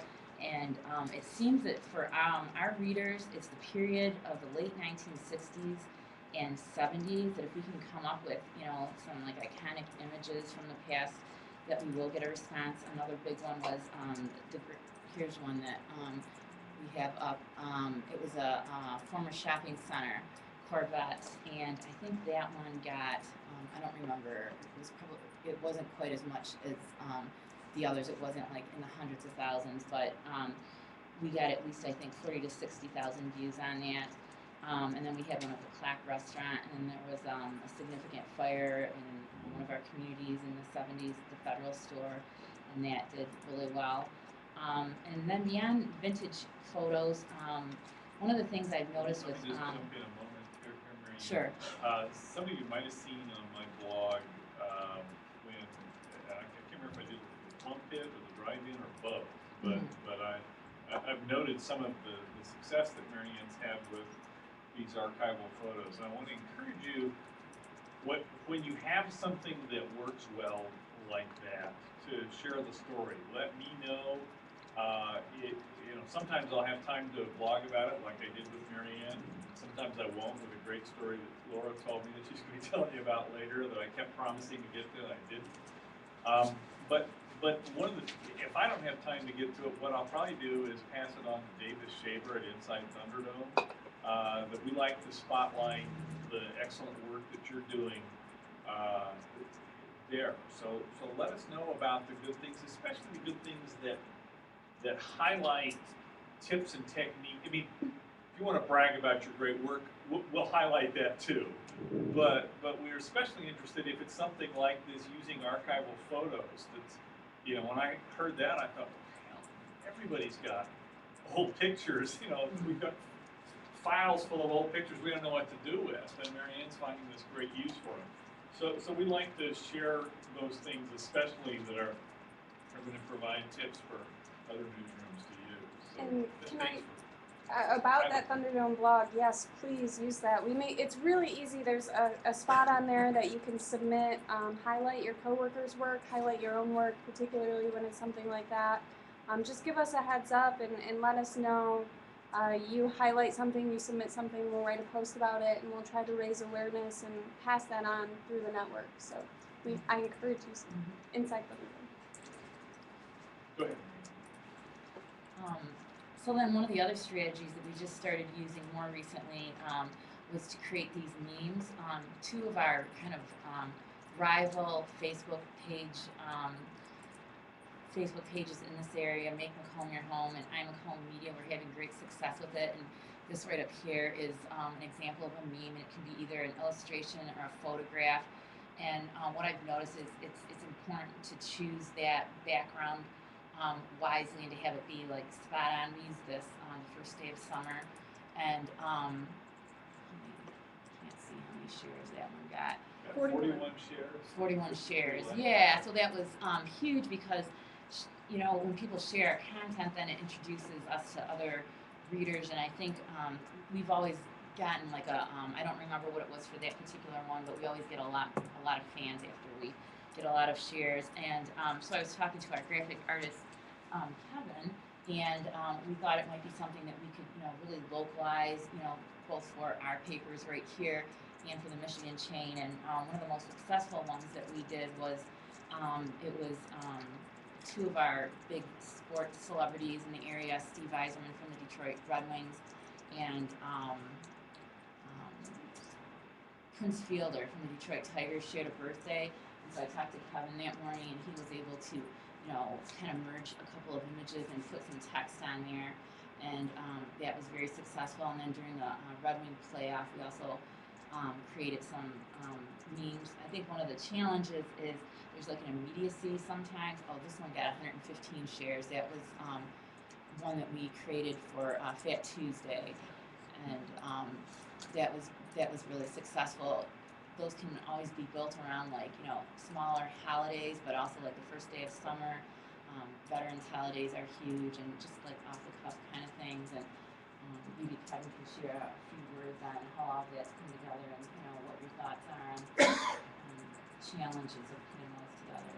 Putting them together, I didn't actually do the punchki one, but the ones that I've done that seem more successful are the kind of quick and dirty ones where you just find the right photos.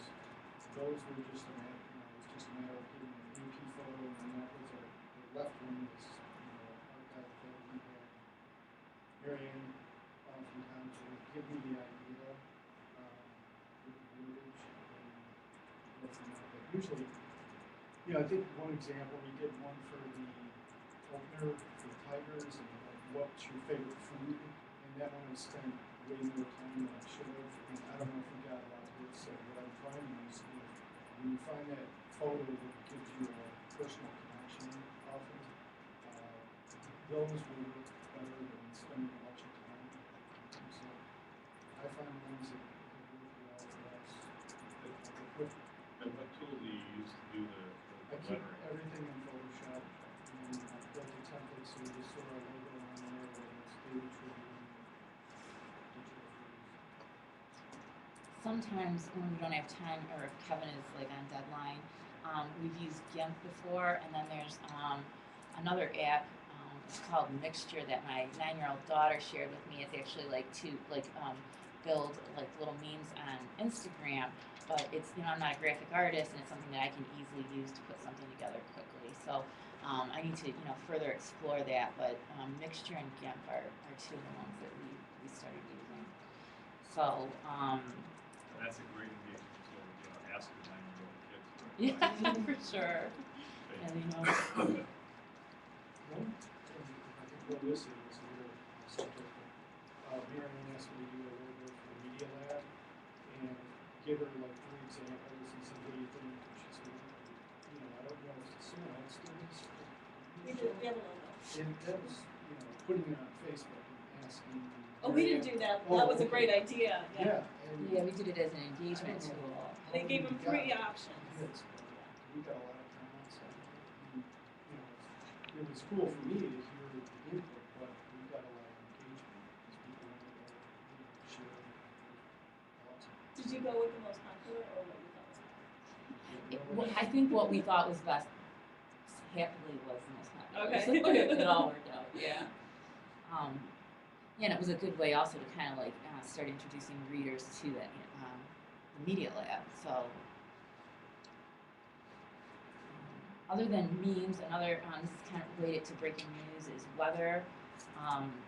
It turns out that people really enjoy getting breaking news weather updates, and that's very shareable content. So it's easy to just if you have an AP story, or if you do a local story with something coming up, and to quickly get that out on Twitter and Facebook, it's pretty successful. You get good results with that. And one of the things that I noticed a few weeks ago, it seems like it's been the summer of storms, and we've just had a lot going on weather-wise, and just kind of scrolling through my personal Facebook account, I had seen so many people, sharing their own photos, and I thought, well, maybe, we'll try to get our Facebook readers to engage this way, and this is, what we came up with. And so what we wound up putting up there was, please share what you have by this time, and I'll put an album together and throw it out there. And the neat thing about that is you can then tag those contributors, and then that just further builds your audience, because then, all of their fans and readers can see what we're doing and hopefully like us. Another key strategy that we've used is, asking questions, and obviously, if there's something going on with gay marriage or birth control or gun control, that's those are really hot topics in our area. But more recently, we asked what I thought was, not that controversial of a question. I asked, should the Detroit Tigers have let Torrey Hunter take 2 days off to attend his son's graduation? And the reason I put it out there is because I thought it was somewhat unusual. I mean, it's not that, professional athletes shouldn't or can't do that, but they don't often do it, and it just seems like there's a little bit of press about it, and we just got so much engagement on that. I think it was well over 200 comments. there were a few shares and so many likes, but that was just something that surprised me a little bit. And that kind of leads into something else. I'm not sure if anybody else has seen this on their Facebook page, but you know, readers and online people being what they are, a lot of times things will kind of devolve into like a negative way, and it kind of did happen with this particular post on Tory Hunter. And back in February, one of the things that I started doing, it was something that was, you know, kind of difficult and took a lot of thought, was banning readers. And since then, we've banned only 5, but it has made all the difference in the world because it just seemed like, you know, 1 or 2 people get on there and they just feed into each other, and the whole conversation becomes, you know, totally negative. And it's not that they're disagreeing with what we might be putting out there, but they start bashing the paper. And you know, for a while I thought, oh, that's okay, but then it just took the conversation to a place that I didn't think it needed to go. So we have banned 5 readers now, and they were kind of like repeat customers who, you know, just whatever it was, they kept going on there and you know, just bringing everything down. So I was just curious to find out what, you know, kind of interaction people have had on their Facebook pages in terms of negativity. Is that something that people see very often? We get a lot of that. We got a few people that just give the smart aleck answers. Mm-hmm. Like, you know, it's 4th of July, what are your plans? You're like, why do you want to go? Right. Is Obama asking you to ask us? Stuff like that. I don't know, that doesn't bother me too much. Right. The only Because time you're not bashing. I never ban anybody, but a lot of comments when they get to, like, they'll call, like, we had a comment one time where a guy was accusing a public official of incest. So we didn't ban the guy, but we took his thing off because I didn't feel very about banning him. I thought I should have. I was thinking about it. He was actually in discuss, but he goes to the Facebook too. He has a lot of that. But all his comments are just smart aleck. They're not too insulting. But we get a lot of that. I think smart alecky, you know, some snarkiness, some sarcasm, some attitude is fine. That makes a good discussion, whether it's in the room or out there. You know, it's when people are attacking personally, when they're you know, if they cross the line, I think banning them and not only telling them when they're being banned, but tell the community, okay, you know, we've banned someone for, and describe what the objectionable content is. Which, and I don't know if you did this when you banned it, but people appreciate it and they, you know, they understand, you know, where the line is. And trolls want attention. They're going to go somewhere where they can get attention. Correct me if I'm wrong, you're still responsible for the content. Correct? So if you have somebody making libelous statements on there, it's your responsibility. No, I think we have an ethical responsibility to take that stuff out if it's inappropriate. But under the Communications Decency Act, we're not responsible, legally liable for comments that others make on our platforms. We just had an interesting case where Mitch Hatch wrote a story about some restaurant owners being connected to the mob, and it was actually in court records. And we posted the story, and someone put up an opposing view and said, well, if you think these guys are bad, you ought to check out the room of the Vincent Jones. They got more connections to the mob. And we took it down. 20 minutes later, somebody put it back up. We took it down. The next morning, it was back up. The attorney for Vincent Jones called us, and we said, okay, we'll take it down. And he said, well, that's not enough. We want to make sure that it's banned. And we said, well, we'll do whatever we can. And I suggested, look, if you want to know, he wanted to know where it came from. And I said, well, issue a subpoena, and we'll give you the Comcast people, and you can contact them. And he didn't do it. He went into court. And we ended up spending a considerable amount of money just defending the case, even though we weren't directly responsible. It turned out that it was actually the owner of an opposing fruit market that put up the notice, and we had to run an apology as part of the settlement of the case. And he ran a retraction. Whether there was any money exchanged, I don't know, but it cost us a considerable amount of money. Yeah, which is an illustration that even though you're not legally liable, that it mean. Yeah, we That didn't, it we didn't do anything, we yeah. couldn't be sued directly, but because we were drawn into the case, we had to hire attorneys, Sure. and they ran up a nice chunk of change. Karen. We also got a lot of really negative stuff where I would watch conversations that started off really productive, quickly devolve. And I used to jump back in and just say to people in the comments, like, listen, this is becoming very personal, and if it continues to be this way, I'm going to start deleting comments. And just remind people, like, let's keep this issue based. We don't want to see personal attacks on here. And that usually helped. It usually got people back on track. And I don't remember having to ban a whole lot of people. Have you guys banned people? No, I was gonna say, we get people that are just mean to each other on the comments. I don't see it on Facebook as much as I do on the regular website. I think there's still more anonymity in the website than there is in Facebook, and that's why. But we don't usually have to ban anybody, but we do have to have, it's occasionally Steve Fry, you know, I know there goes to this movie, but he will have to ban, take down flag comments and discuss. But I want to point out, like, a couple weeks ago, we wrote about our coach who was accused of discriminating based on religion, and we got 75 comments, and I think like 5 of them were on the actual story. The rest were just people attacking the other commenters and then arguing about freedom of religion, just back and forth. And not that it didn't have anything to do with the story, but there were a lot of personal attacks. And So like that one. they go where they go back and forth.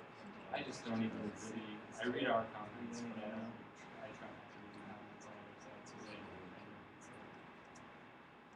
It's actually surprising that we don't get more of it, but every once in a while it just, really devolves. And I don't know, I didn't know if I should be banning, but I think it worked out because it just turned out to be a handful of people. And then just the last couple things I wanted to say is we recently found out that really happy stories get a lot of respect and interest. We had one on a local caterer who stepped in when federal funding cuts were made to a senior program, and lunches on Friday were discontinued, and he stepped in for a year to provide that. And the post went totally viral. We had over 40,000 views, and it was something that the reporter had actually questioned doing the story on to begin with, because was this too self-serving? So that was just kind of interesting to get that feedback. And then the other one is nature photos, and especially sunsets. People just go crazy for those, and we've had over 100 shares, and we've had a really good one, especially if it's it needs to be very local. For people to really respond to that. And then we've talked in the past about crowdsourcing on Facebook, and it's in addition to getting material for stories, it's a great way to network with your sources, and something that I have built relationships with that in using my own personal account. And I also think in using your own personal account as a reporter, that it's a good idea to try not to be a bot there as well, to not just post links to your stories or whatever, but to try to interact, like you would normally, and then people will respond to the links a little bit more, positively if you can do that. And other than that, I think I'm set. If anybody has questions. All right. Well, thanks, Marianne. Does a great job on Facebook. So if anybody has questions after this, and you want to bounce some ideas off Marianne, she's a great resource on that. Lisa showed very great restraint while Karen was telling her emotional story about her Facebook contest by not pointing out that you guys actually finished second in that contest. We did. Yeah. Always finishing second. Always finishing second. Yes. So Lisa's gonna tell us about Facebook contests, because she's got some success with that. So I'll wait till this goes up. Can you do the /slideshow on the end of that URL so it doesn't as a slideshow? Oh, that's okay. You can just add it in if that's all. Oh, and it's just slide or slideshow? Slideshow. So basically, I'm going to talk about how we plan out our contests and use an example of the biggest contest that we've done so far, which was our March Pet Madness bracket voting contest, which was insane. I heard a couple people talk about pets, lost pets. People are crazy about their pets, like real crazy. So that's one thing that we discovered. So I'm going to use that as an example throughout this. So obviously when you want to do a contest, you start out by kind of planning out your contest, having a brainstorming session. Holly and I worked together and talked about what we wanted to accomplish and how we were going to run each step of our contest. The first thing that we did was create a call to action. So we asked people to submit pictures of their pets with a little bit of biographical information. We used Facebook, Twitter, our website, and also print to solicit the photos and bios, and we had people send them to a specific Gmail account that we created just for the pet contest, so that everything was kind of organized. We initially talked about what would we do if we didn't get 64 pet submissions, but that was not a problem because we had more than 64. If you want to go to the next slide. But our three goals were to create engagement, create content, and to find a way to drive revenue if possible. So you can go to the next slide. So we always ask ourselves what social media platforms work best, how can the audience participate in the engagement side of it, and how can we encourage the audience to promote their own stuff, to promote the contest so we get even more people looking at our social media sites and our content that way. So we had more than 64 submissions, so in order to fill the last spot, we started our engagement right away by having a public vote for a People's Choice contestant.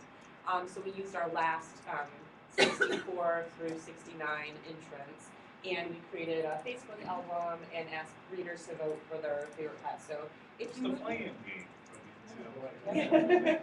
so if you move the mouse up just over the picture, it'll show, it shows the wording for this was our album, and that has the wording of how we ask people to vote. It's real simple.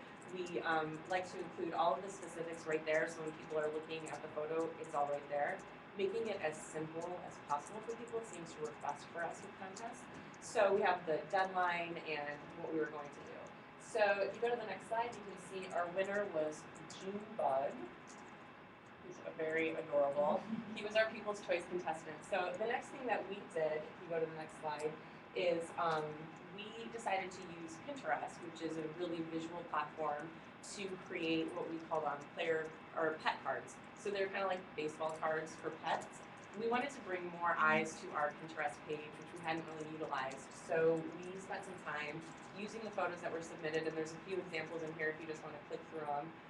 Our tone was kind of really light, tongue-in-cheek throughout the contest. This was our favorite contestant, by the way. So her whole name was Sister Mary Honey, but it didn't fit on the pet card.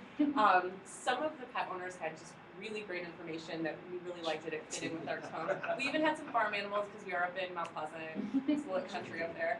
So we used that pin board to kind of create an excitement about the contest.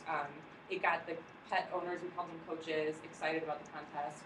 And it also, I think our pin board had 13 followers. Within a couple hours, we had 39 followers. So we tripled our followers in like an hour just by having a contest that people were excited about. We had a lot of shares of our pins. So the next thing we did is we created a format for a bracket. The NCAA doesn't let you use things like the Elite Eight or whatever, so we made up our own. We had the Furry Four, the Adorable Eight. We tried to keep a theme throughout our entire contest to keep people excited about it.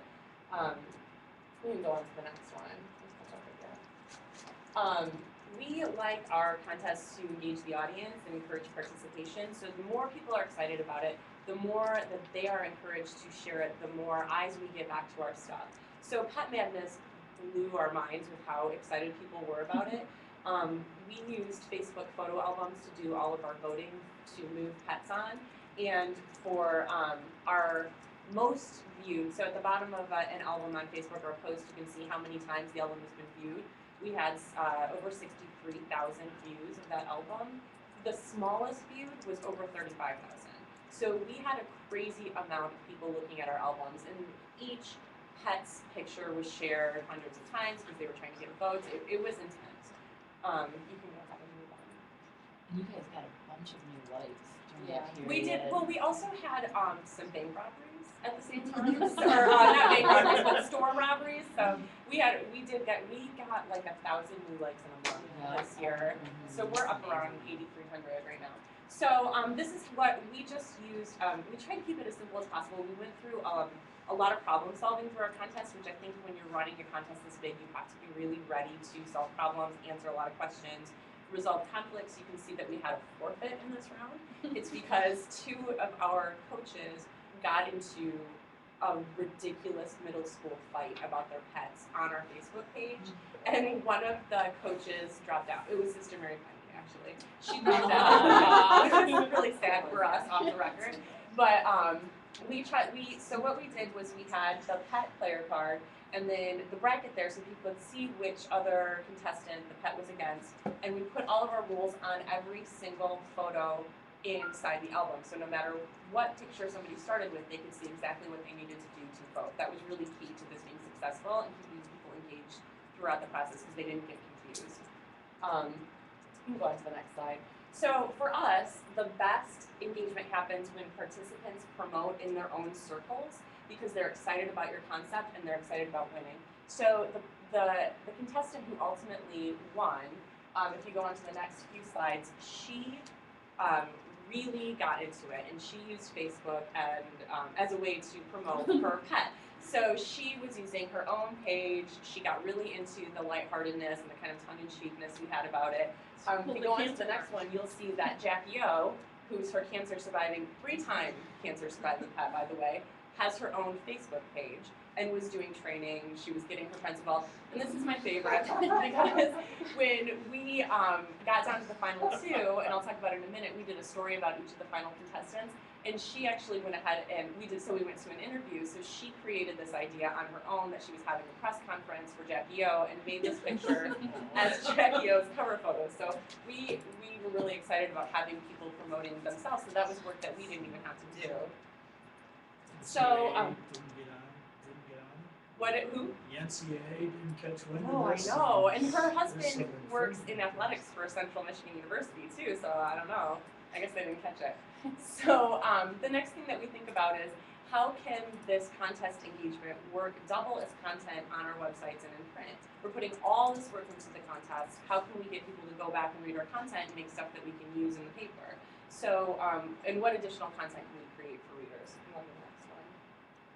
So we just considered words, photos, video. What can we do to make that work? Go on to the next slide. Oops.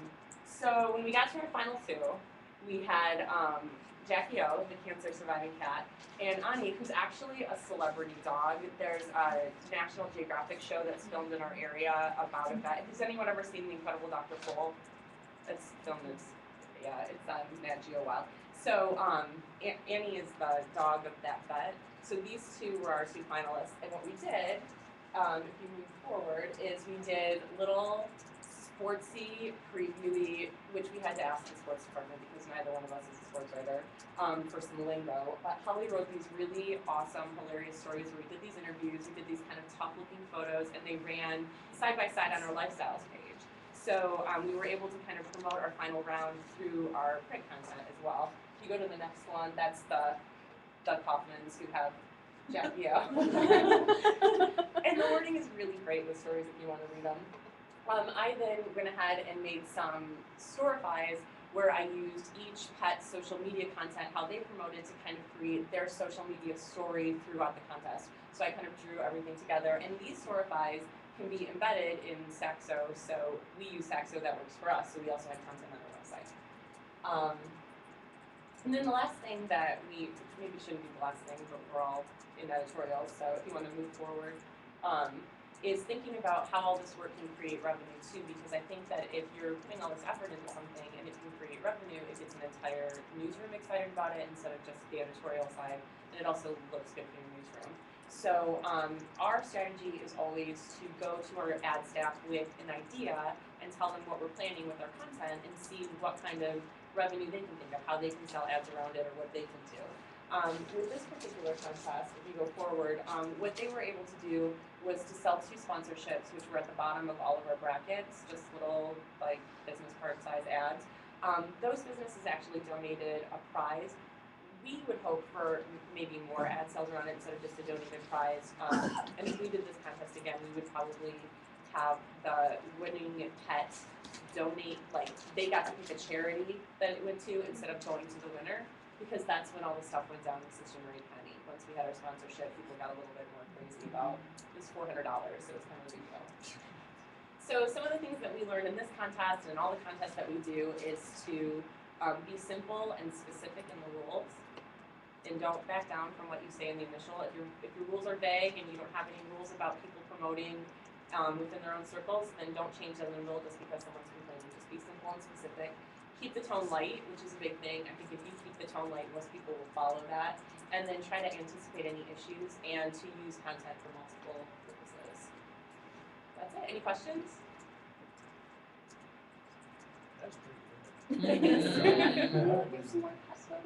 When you can go to our Pinterest page and see all 64 contestants, actually.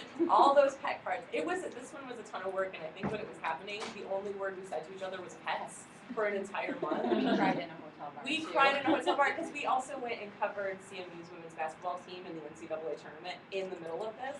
So when we weren't covering games or doing social media from a big game, we were in a hotel bar counting votes or making pet cards or whatever. So.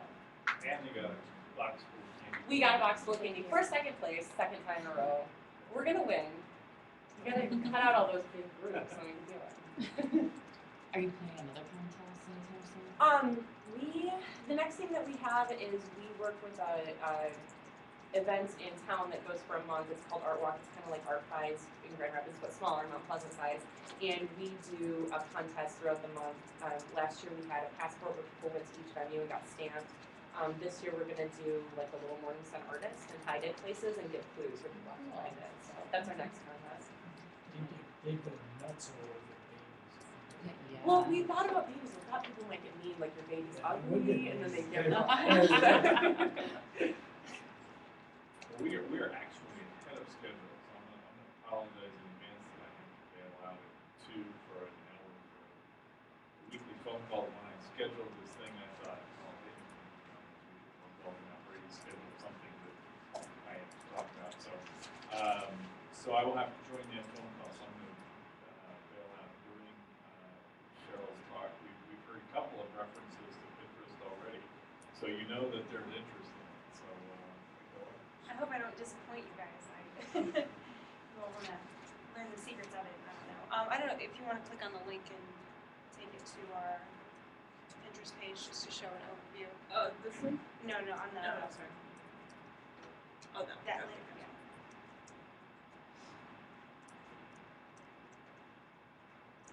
So I started this Pinterest page in January 2012 when I became the community engagement editor. And I knew what I liked on Pinterest, so I just started pinning that type of content and seeing what was going on tonight. So we have 81 boards, over 2,900 pins. So these are just a couple types of stuff we have. I pin a lot of recipes and travel. We have a monthly travel section with our own writer who does a lot of content for it, and other staff members do stuff. The wedding and the party planning, that's some new boards that I just started working on because I saw that there was a lot of people pinning that type of stuff, and especially over the summer, a lot of people are planning that type of thing. So I've created a lot of boards and just tried to see what works and what doesn't, what people are interested in. So. Are you doing special sections? Like I noticed Denver Post was doing special sections and like putting up PDFs. No, we have not done that. The Northern Ohio Staycations and the golf courses, those are both tabs that ran in both the News Herald and the Warning Journal, and so I pinned a lot of the if location that we were talking about had a website, then we pinned that website. So it was kind of like the online version of our golf guide and the online version of our staycation section. So something that I'd like to spend more time on is the historical stuff, because obviously, as everyone knows, that gets a lot of attention. I also have monthly boards for things to do, which is a lot of the content that's running in our entertainment section with, plays or exhibits or events at parks and stuff like that. So that's just kind of a lot of boards. Yes, and I thought about, is it worth it keeping these older boards on here? And I think it definitely is, because people are searching for that stuff and they're coming across it and they're repinning it, and even if they click through and go to a story that's a year and a half old, that's still hit on our website, so I don't really see the point. And I have some holiday boards that I'll definitely be, is when we get to that time again, those will be moved back up to the top of the page, and we'll be pinning new content onto that. You can see, like on the women's fashion, you see the little logo next to it, the little silhouettes. Yeah, that means it's a group board. I just started combining a lot of the News Herald and Morning Journal boards, since I'm going to kind of be doing some of both. And I think this is my presentation, but if the News Herald pins a pin to a board that they share with the Morning Journal, then everyone who's following the Morning Journal will see that pin, not just people who are following the News Herald. So if you're working in a group where you can share boards because content will be similar, then that's a really good way to, get your content to more people. I think we can go back to my PowerPoint now. What should I pin? Crafts, DIY, recipes, travel quotes. That's really, Pinterest is primarily women who are looking for ideas for things to do. That is what I come across the most. When you look at what's popular, you can see that it is a lot of fashion, wedding stuff, quotes, recipes, travel, things to do with children. If you're not sure what to post, this is a good way to see what's currently popular. Oh, celebrity pictures is another thing. That's a celebrity right here. George Clooney. But yeah, you can see this is the type of stuff that people are looking at when they're on Pinterest, and they're sharing it, and they're liking it, and they're commenting it on it. So. How much time would you say you spend on Pinterest? It depends on what else I have going on that week. Usually, if I come across something, because I won't just pin our own content, I'll pin content that I see elsewhere, or I'm following like a couple of the park districts in our area, and we have a blogger in our network who does wedding invitations. So if she has some boards, and if I see something interesting, I'll repin what she does. It's when I have to. A lot of times it's like, well, I want to take a break at this time, and I don't have time to start another project, so I'm going to hop on Pinterest and spruce it up. Yeah. So I would say don't pin bad photos or criminal mugshots, because that's not what people are sharing. And if it's a bad photo, then it's not going to get shared or get repinned. And I just think about what would you want to bookmark to go back to look at later, and you're probably not going to bookmark the criminal mugshot to look at it again later, unless it's really funny. Let me add something interesting about that. I think that's good advice in terms of your other boards. If you've got a general news board, which probably isn't going to play to Pinterest's strength anyway. But Brandy Kessler, when she was at the Potsdam Mercury, was the Koch reporter who was using Pinterest for personal stuff, and decided to do a wanted posters kind of pin board that she also promoted on Facebook, and it took off. It went viral. They've got like 1,300 followers for it. Oh wow! And a 58% increase in arrests on outstanding warrants in the local. So it wasn't people who've been arrested; it's the people that they're looking for. And it kind of took off. So what I would encourage is experimentation, and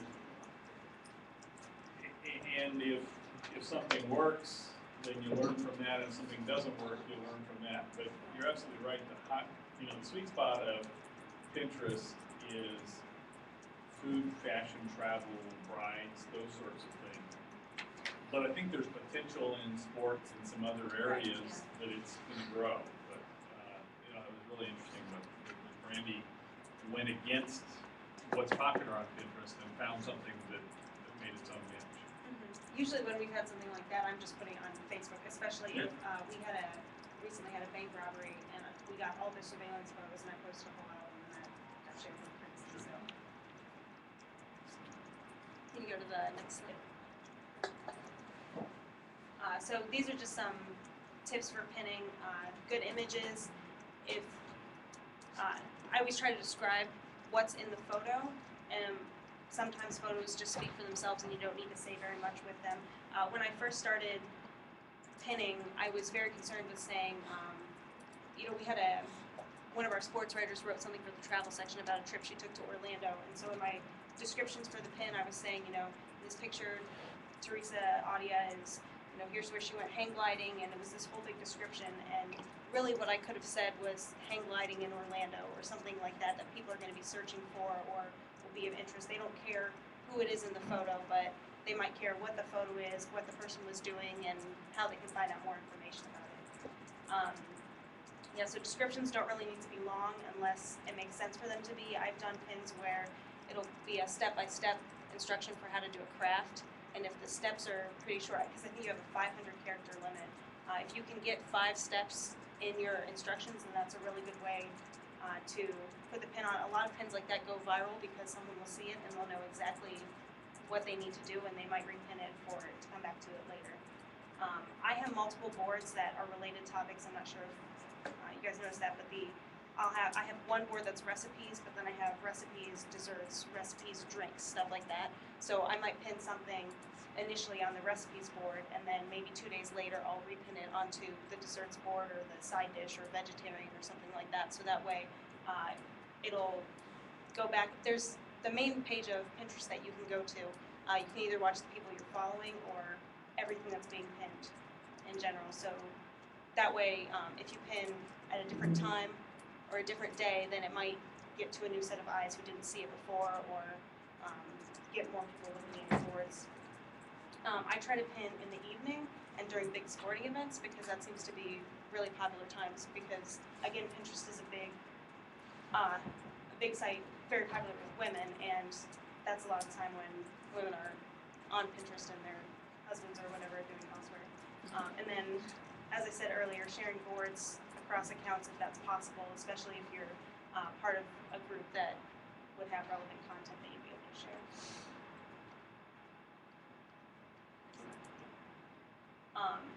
This is one of the greatest things I discovered in this website called Pinwords.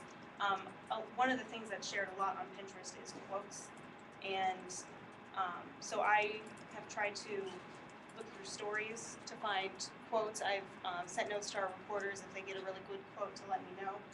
If you don't have a picture to go with it, then if you click on one of the images across the bottom of the site. These? Yeah.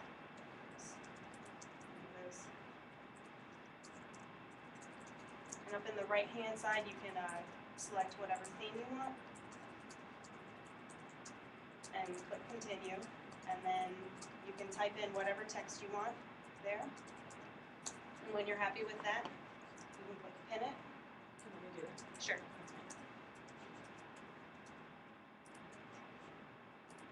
And that creates a pinnable image for you to put on your Pinterest board.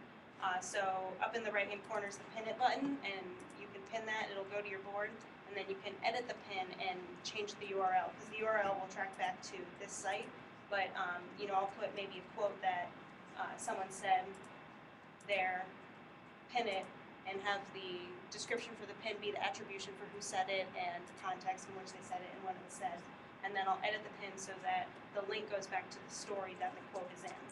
So that's just a pretty easy way without having to, I know there's, I don't know if it's the Washington Post or the Wall Street Journal, or I think it was a W paper. They created a Photoshop image where they would type quotes in, but that is much quicker than doing that, I think. So here's a quote board. So some of them I just repin what I've seen on other things I've come across, and some of them you can tell the difference between the ones I did from Pinwords and the ones I did elsewhere. But you can see 29 repins, 12 likes, 30 repins, 7 likes. That one is, if it's important to you, you will find a way. That one gets repinned almost every time I log into Pinterest. I see it's been repinned or liked again. And some of these come from blogs in our media lab that people have posted.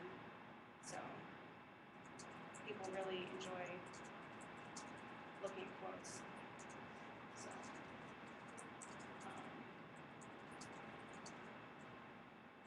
One of the other things that has been pretty neat with us with Pinterest, one of our copy editors has this blog called Mission Impossible, where she will find stuff on Pinterest and then try to recreate it and kind of document what she's done.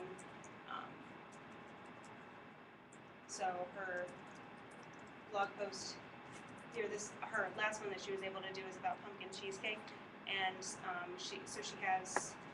she'll create these photo kind of montages of step by step what she did, and then kind of walk through everything. And she always links back to her pin board and to the original source that she found whatever recipe or whatever it is that she did to. So, and at the end of every blog post, she has the link to her Pinterest board. So if you want to click on that, or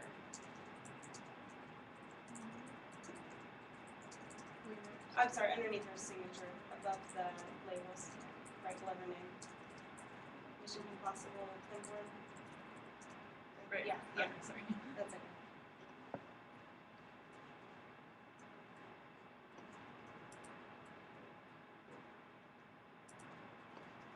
So some of these posts are ones that she's repinned, of things she's going to work on.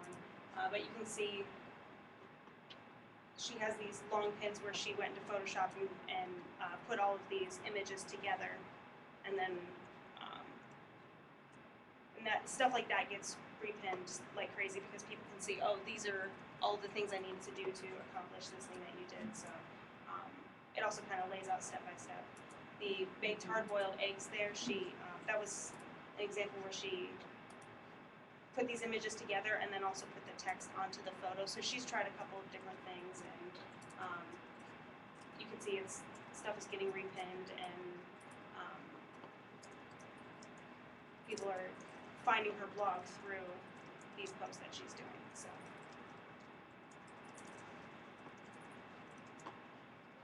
This one, or do we already do that? That was Okay. the just.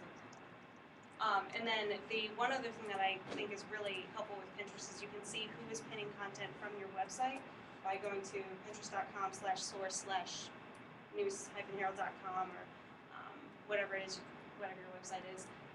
I like to go through this, and if I find someone who I don't know who's pinning our content, I like to like that they liked it, and hopefully that will get them saying, oh, I pinned some of their content and I see that they're on Pinterest too, so I'm going to follow them. So hopefully that'll get them following us and repinning some of our content. Oops. So. Is that it? Yeah, Okay. I mean, yeah, that's essentially it. So. Do you guys have questions? Okay, we're going to take a break. My call got put off until 2:30, that's why I came back in. And I'll bail out on that. I'm saying my 3:10 session. We're actually running, in fact, we'll stay ahead. We're running 10 minutes ahead, so we'll take a 10-minute break. Coming back in here at 2:20, and Michelle will talk about Countdown, and we'll keep going. So, get back in here at 2:20. Hey, Michelle. Is it okay if I just plug in for mine? Yeah, because I wasn't thinking, and I have like links and just stuff in my head that. So, yeah, I'll just, do you have a Mac or PC? Oh, Okay, I have one of those too, but don't you need the other wire too? Do I? Yeah, I've got it. So I'll just grab that. Like, 'cause there's one that goes in here and then connects to that, or does this? Or it should be, no, it should connect into that one. You want to try it really quickly? I believe you. Okay. Yeah, because it looks like that. Yeah. It just looks like yeah. Oh,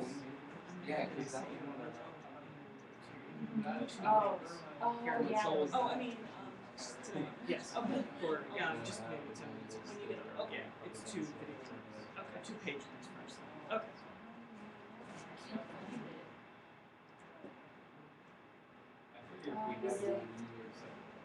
There's a question about Thursday. Sure. Do you think that's too much time if I talk for an hour about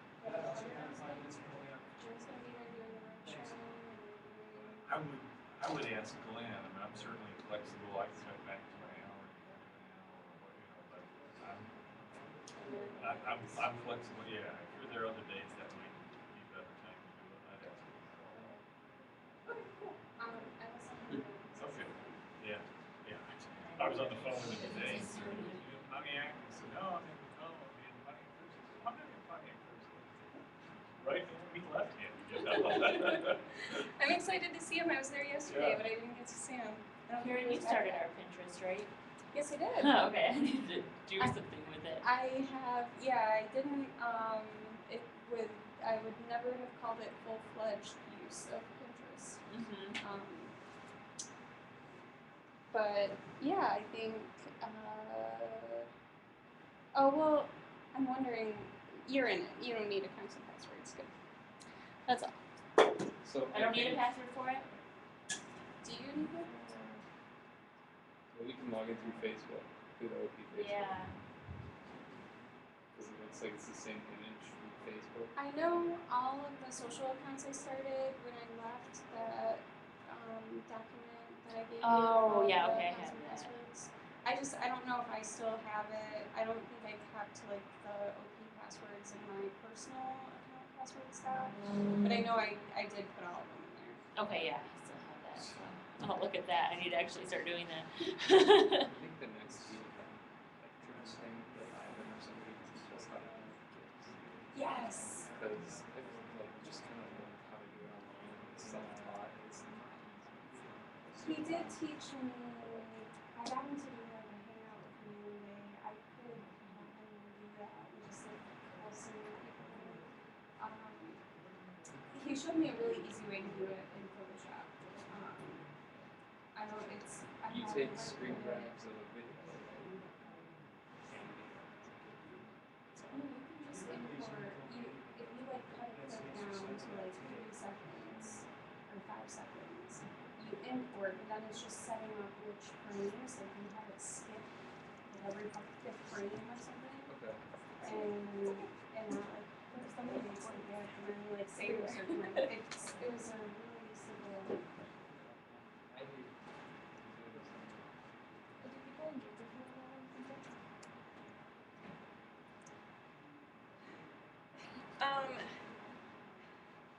I would say it's kind of passive.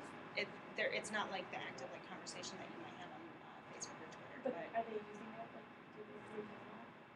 Yes, depending on. I noticed there's a difference between with what I'm pitting and what time of day I'm doing it and what day of the week and all that. Cool. I never Yeah. would have thought to use that before. Yeah, that's I also I forgot to mention this, but the monthly boards of like things to do that month, always at the beginning of the month or right before the month starts, I'll post a link on Facebook and Twitter to say, hey, if you're looking for things to do this month, follow this board on Pinterest, and that'll usually get us at least a couple of followers, if not just for the board, then for our entire account. So, That's cool. and I should mention this too. Pinterest lets you tag users in it, so if I'm pinning something that was pinned by like Metro Parks, I'll try to tag them. If I remember to tag them. Sometimes it doesn't work very well. Sometimes no matter how many times you type it, their name won't come up to tag it. But because I'm trying to make sure that we connect with them, and so that they can see that and make sure that they follow it or repin it or get involved with this. So. I really like it. It's interesting. Yeah, sometimes I get sucked into it. Last night when I was working on on that PowerPoint, I just ended up like scrolling through Pinterest and it's like, okay, I just have this. I'm sure because I like using pictures on my own time. Right, yeah. I mean, I just try to think of it, it's just, it's not just that we're the News Herald, but like we're this. You have a personality. Yeah, and we're this part of the community and this is offering them something that, that they're not going to get necessarily all this content on our website, but this is something else, another way we can reach them and connect with people, so. It's cool. Yeah. Another aspect of that is that, for all of my career, periodically, because newspapers don't draw as well with women, they're, women say, what are we going to do? This project or that, whatever. Okay, here's something where they are. Right. We need to be there. Right, exactly. you know, and we'll figure it out. Right, You know? yeah, and we don't necessarily have to have a reporter or someone who's working on making all of these things, we can just kind of, you know, aggregate. Part of how you do stuff. Right, exactly. Good. These turkey bacon avocado wraps. Also ham and cheese, warm ham and cheese on a pretzel on a sourdough bun. Get out. Really? Interesting. Yeah. Oh, Yes. So, okay, right before we left from here, we got an anonymous type letter in the mail from an anonymous. I was like, I get the whole plate. We're on the right track, and that I really like your we have picture. to use continued And they look like something. and then we need to contact Hallie Brown. You should have people do, sorry, I interrupted. Oh, no, it's okay. Share their Pinterest page. So. That'd be good. That'd be fun, Yeah. I will in October. Pinterest works with hashtags too, so that would be like an interesting. Yeah. We have one community blogger in our network she does social media for a travel agency in the area, and so she pins a ton of stuff all the time, just like, it doesn't even seem work related because it'll be like, you know, beach wear or something, and she'll just be pinning like pictures of women on the beach and like sarongs and like all this type of stuff, and they were doing some kind of contest where you had to use a hashtag and follow their board and repin so many things, and they were going to enter you into a drawing to win something. And that seems really cool, but I'm also like, it's way too involved for me at this time. But it would be something interesting to get involved with. So I think you have to have followers on Pinterest before you would branch out to doing something like that. I have a board for contests on there that I don't know if I'm even going to use it anymore because it was like we have an Academy Awards contest. We had some kind of pet related thing, but it wasn't on Pinterest. We were doing it somewhere else. I was putting stuff there and trying to get people to respond. Oh, It's just not me. But it's fun. Like he said, it's like Right.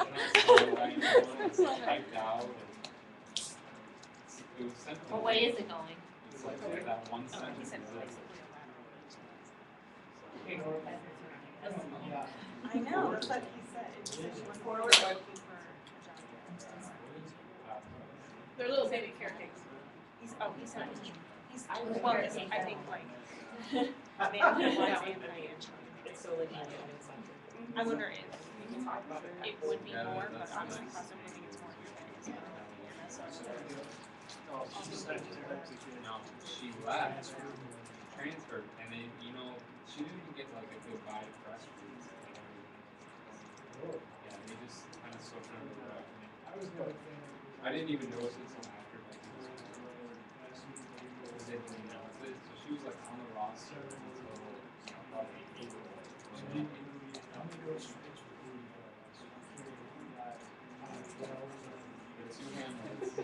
One.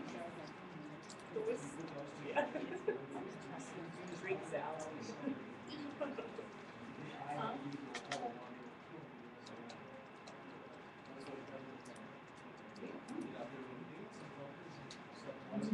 I don't know how clear it was. How did it? Ouch. That's all. How it's, we'll get some. Ouch. Oh, you can hear. When am I coming in Friday? After work, and I have no idea what my schedule is since I haven't been in this week yet. So I'll know tomorrow. But evening-ish, whatever works for you. Okay. Cut. So I'm gonna do, well, I get off at 3. Okay. And then I'm gonna go back to my mom's and like finish packing and Okay. doing probably makeup more. Oh, that's right. You're going right from Mount Pleasant, right? Exciting. We're the gateway to more. Yeah, we are. Just northwest of the gateway to the north. Alright, well, what are your hours? Yeah, I usually out at like 5 to 6, so I'm pretty open. I will be out later, or We have a time. it won't be later than 7, so if I can solve That might be like Okay, let's- perfect. Okay. Yeah. We'll go ahead and get started, What's tea Ian. time? Started it at For Michelle's gonna, we saw, heard several questions as we were doing the introductions about tout, so we know this will be a much anticipated session. Of course, I'm gonna tout you doing it because that's Jimena, not to do, yes. So, I tout. there'll probably be 2 stragglers coming back in. I was thinking, we've had people. All right. Okay. All right, so I'm talking about tout. Now, I don't know if I'm going to add much value to what you've heard. It depends on how much training you've had so far. We had Gardner here from tout, and I used some of his slides, but basically I'm just encouraging the use of tout, which we're seeing across all our newsrooms. It's real-time video for breaking news, audience engagement, live coverage, and much more. So I basically put together Tout 101. I talk about it's a mobile video and social media platform for smartphones. You guys probably already know this. We've been using Tout for about a month now and experimenting with it, and on July 1st, all our touts have counted toward our goal. So I think it's an amazing real-time video and social media platform. What makes it unique is that the video can be shared immediately while the reporter is in the field, and through social media, integrating Twitter handles and hashtags. So Tout is great for community engagement because of its immediacy. In particular, I'm excited about the reply function in real time, as our audience can offer content to complement our own coverage or share their opinions, such as with this movie review.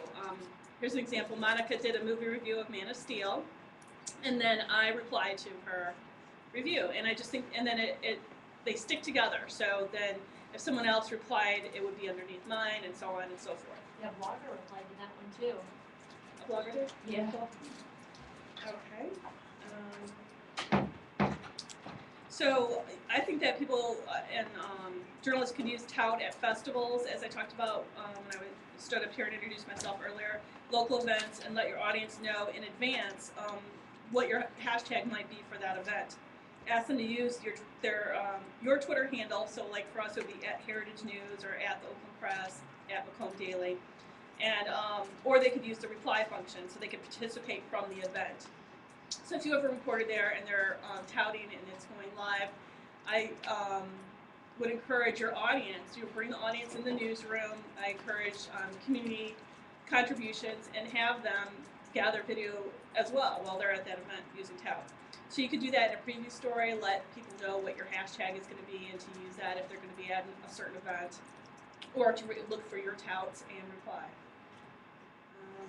So encourage your audience to tout breaking news using your publication's Twitter handle for staff to follow up as well.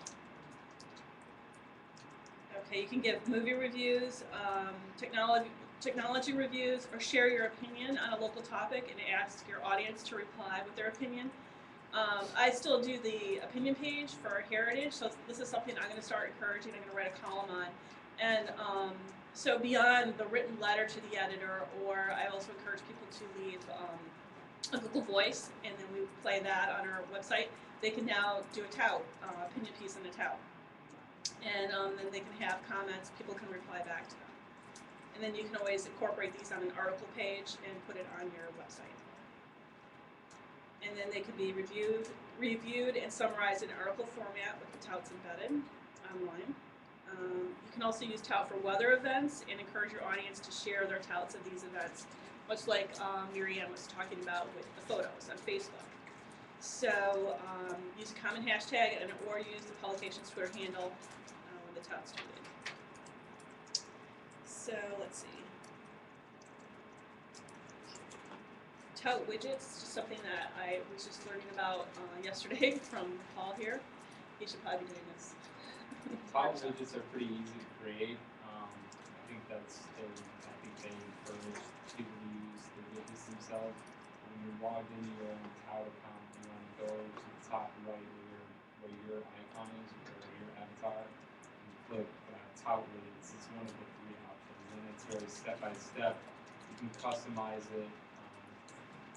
You can give it the exact dimensions you want, you name anything you want, you can put your brand header at the top, you can call it whatever you want, the title, pick the font from a select list, and then it's, we've been putting in a story page because the widgets don't live on our actual site yet. It hasn't been incorporated to our CMS. So we've just been putting these on the site page or a story page, and then putting that page on the front of our site. So we actually do a two-step process rather than one, but that's how we're doing it right now. Yeah, I was gonna say an awesome example is your News at Noon. So they have their reporters use the hashtag News at Noon to bring in the touts, and then it streams in your widget, put that on an article page. Yeah, it's like a Twitter widget. If you ever use it, you can use it to follow a particular person, people, or particular hashtags. So some of the things covered in Gardner's presentation, he said it's Twitter for video when you're explaining to people what it is. Like I said, try to get your audience involved, get them on tout. I've been working with some bloggers who are using it now. You capture short video updates via your mobile device or desktop app. So a lot of bloggers I work with don't have smartphones, so I encourage them to use their webcams.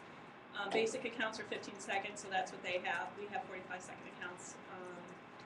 Something about that I think is just something to watch as tout and social video unfold. Because mine is 6 seconds and Instagram is 15 seconds. And the tout that most people without pro accounts are going to have is 15 seconds. It might happen that the shorter 15-second-ish videos are going to be more shareable. The 45 seconds will start feeling long in that context. It's not to say you can do a longer one. I think it should be something special that's going to be worth that, or that's a possibility. So it's something that I would say, watch and see which ones of your touts get retouted a lot or get the traffic, and if you see that 15 seconds or the shorter videos are the sweet spot of social video, then most of our stuff should be shorter. And if the perfect one is 18 seconds, the extra 3 seconds isn't going to really make any difference, I don't think. But if particularly with Instagram doing it, if it takes off 15 seconds is right, we don't have to use that extra 30 seconds just because we have it. How do you do that? You just cut it off at 15 seconds? Yes. You would just hit the check mark. Yeah. Oh, okay. Yeah, that was one of the questions that I had. I had emailed Yvonne because I thought I'd have to run through the whole 45 seconds. Right. And she explained that you could just pause it and then hit the check mark and you're good to go. So this is from one of Gardner's slides, and what I thought was most important here is make your tout stand out with titles because you're going to share it on Twitter. So use the hashtag and mentions, and then follow, like, and retout other touters and join the community. I've been doing a lot of that. I look for all our journalists, what they're doing. I retout them, especially because it's so new and you're trying to get people familiar with it and using it, staffers and the community in general. So encourage what they're doing and share it. So let's see. Is this the tout class or this? This is on I thought it began at 2:30. I think maybe we're having a little ahead of schedule, but just a few minutes. So these are the tout widgets that we were talking about, and it allows you to embed a tout on your social media. A series of touts that are created by hashtags and our usernames can be embedded, and that's what we do with News at Noon, as Paul was saying. And as you can see, we'll do one after another if they're using a hashtag to do that. And then also it'll look like that with replies. So the key to the success with tout, I think, is building your audience. So you have to make people aware that you're using it. So you can put that in your email signature, let people know on Facebook, on Twitter, whatever you can think of to spread the word. In your story, you might want to mention, if you're doing a preview story of a festival that you're going to be covering, let your audience know that you're going to be there. Use this hashtag if they're going to be there with their smartphone, if they're using tout, and encourage more participation.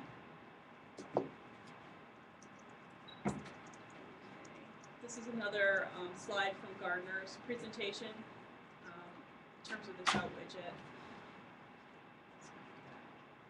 Touts on live blogs. I've embedded mine on my blog and on my Rebel Mouse page. I don't know if anyone's using Rebel Mouse. I'll be covering that a little later in a wildcard series. But if you do have a Rebel Mouse page, here's an example. Here is to feed it in through RSS. This is the RSS feed you need, and then you just put your tout username right here. And then it looks, this is your Rebel Mouse page, and then these are the touts that are coming in. So retout it after clicking play icon, and this is just shows you how to retout it. I think you can do that. And then who to contact for help. For Michigan, I'd be happy to come out to any property, and I do have Gardner's training deck. I can go over it in more depth, since this workshop is just meant to highlight tout. But these are the contacts for tout at the Oakland Press: Stephen Fry, Macomb Daily, Don Gardner. The Morning Sun is Holly. So any of us can help you. And like I said, I'm willing to go to any newsroom and work with you individually, or you can come out to the Media Lab, and I'd be happy to help. Any examples of how people here are using tout and their successes? Our sports department has been really forward-thinking and using tout to advance stories. And I think that's been their biggest success so far. And it's really easy to just do it right at the desk. Got a story tomorrow about the Red Wing sign, blah, blah, and you're done. And they've been taking a lot of followers. And I'm sure it's driving traffic then to that follow-up In website. Inside, we really haven't gotten the hang of it yet. We're still catching on to it, but I think sports is really, and our photographers too, have really it's another tool for them artistically to do what they do. So it's a new voice for them, I think. Every Thursday in downtown Chelsea, there's a Films and Flights Festival, and I went a couple weeks ago to take photos. And it's basically they have different performers at various places around the city. Every time I took a photo, I also did a video, and then I uploaded all the photos into a gallery on Facebook, and I put the tout links in the cut lines that I wrote, and I had a lot of people look at the cut lines. I just said, like, here's the 15-second clip of the performance, and people looked at it. We have had success with our touts from breaking news events. Those have had the most views, and 2 of our breaking news touts were on the top 50 in DFM. So I think people will really watch it if it's breaking news. It seems like definitely should be touted from that. And then another thing that we had talked about, trying to get our audience using tout as well. There's something happening in Mount Pleasant. It's like a monologue play called like So Embarrassed or something, like Totally Embarrassed, I think. And it's people reading notes or yearbook entries that they wrote when they were in high school. And we were thinking about having people submit, as a contest, submit themselves reading 15 seconds of a love letter or something that they wrote on tout. So they would have to sign up to tout with tout to compete in the contest.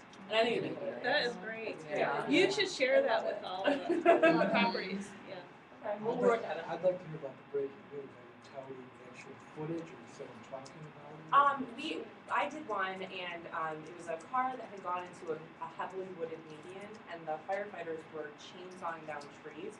So my entire tout was just the process of them removing the trees. I didn't talk at all. You wouldn't have been able to hear me because of the fire trucks. It's just and it was on US 127. It's too loud. But I think, I don't know, it could be either way. I think it depends on the situation. And that one, people just wanted to see more. In the description of the video, I said this is where I was. And I was also using Instagram and Twitter and Facebook myself to talk about where I was, what I was doing at the time. So it was just another piece of this is where I am right now, a video. Any other? Like Mitch said, it has sports written all over it. I mean, a football play lasts 6-7 seconds, and if you got a guy kicking a long field goal, or we can't wait till high school season starts for this. But like the sports guys here, Matt Maury's been real active with the Tigers on top. So again, it's built for sports. We'll be visiting us in August when we get all our high school players.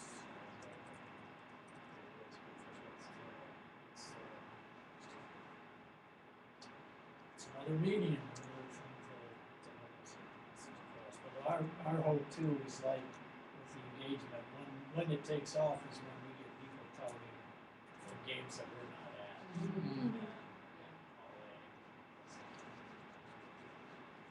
One of the ways that we've been using it is when people come into the Media Lab, and actually this is more of a comment than any but I had a nonprofit come in, and they were just needing help with their blog, and we got talking about tout, and I did a tout for with them coming in, and this particular guy had brought in his intern, and she's a journalism student at Kalamazoo College, and so these kids are all up on this stuff, and one of the things that she suggested, and I thought it kind of added interest to the touts, is if you hit the screen when you're touting, and maybe you already went over this, you can pause it, and it just kind of like gives it like those quick cuts that kind of just grab your attention a little bit more. And so I've been trying to do that with my touts. Any other examples? I've seen a lot of weather reports and check out our front page, or showing some examples of some upcoming special sections from some of the page designers, copy editors. I do it for the Media Lab when I'm working with a blogger, and I'll film, us chatting, and then I'll say check out his blog. It's on Blogger, and then I'll give the URL. Encourage him to for people to check it out, and for him to get on it.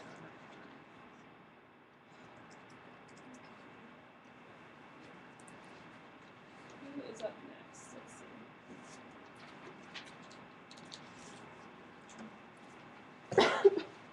So we've got Karen on Google Voice. Yay! Okay. So you needed me to connect to you. Yeah.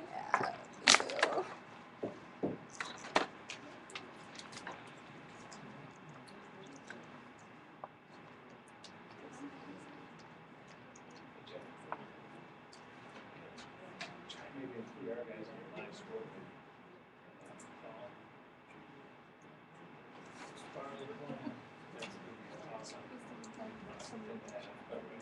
Oh, really? And I'll link to all of those today as well. Oh, I forgot what computer things are continuing.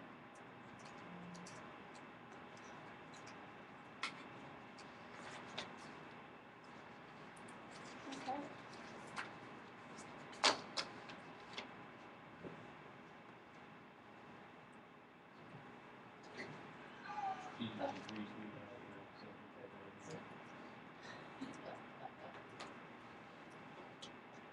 Sorry, everyone.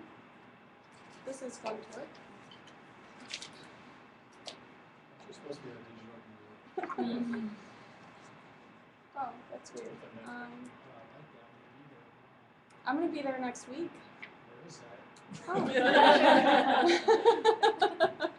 Oh. That is Frankfurt. It's like Germany, right? No, that's Northern Michigan. It's Frankfurt, Michigan.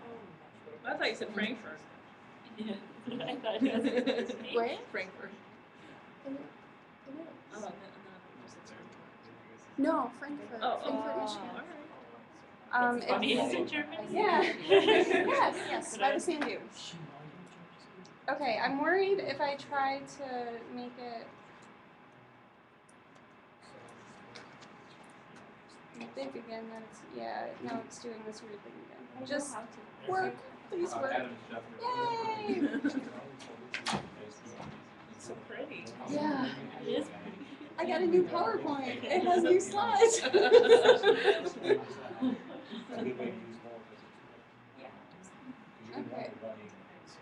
Okay. So Karen Workman will be presenting on Google Voice.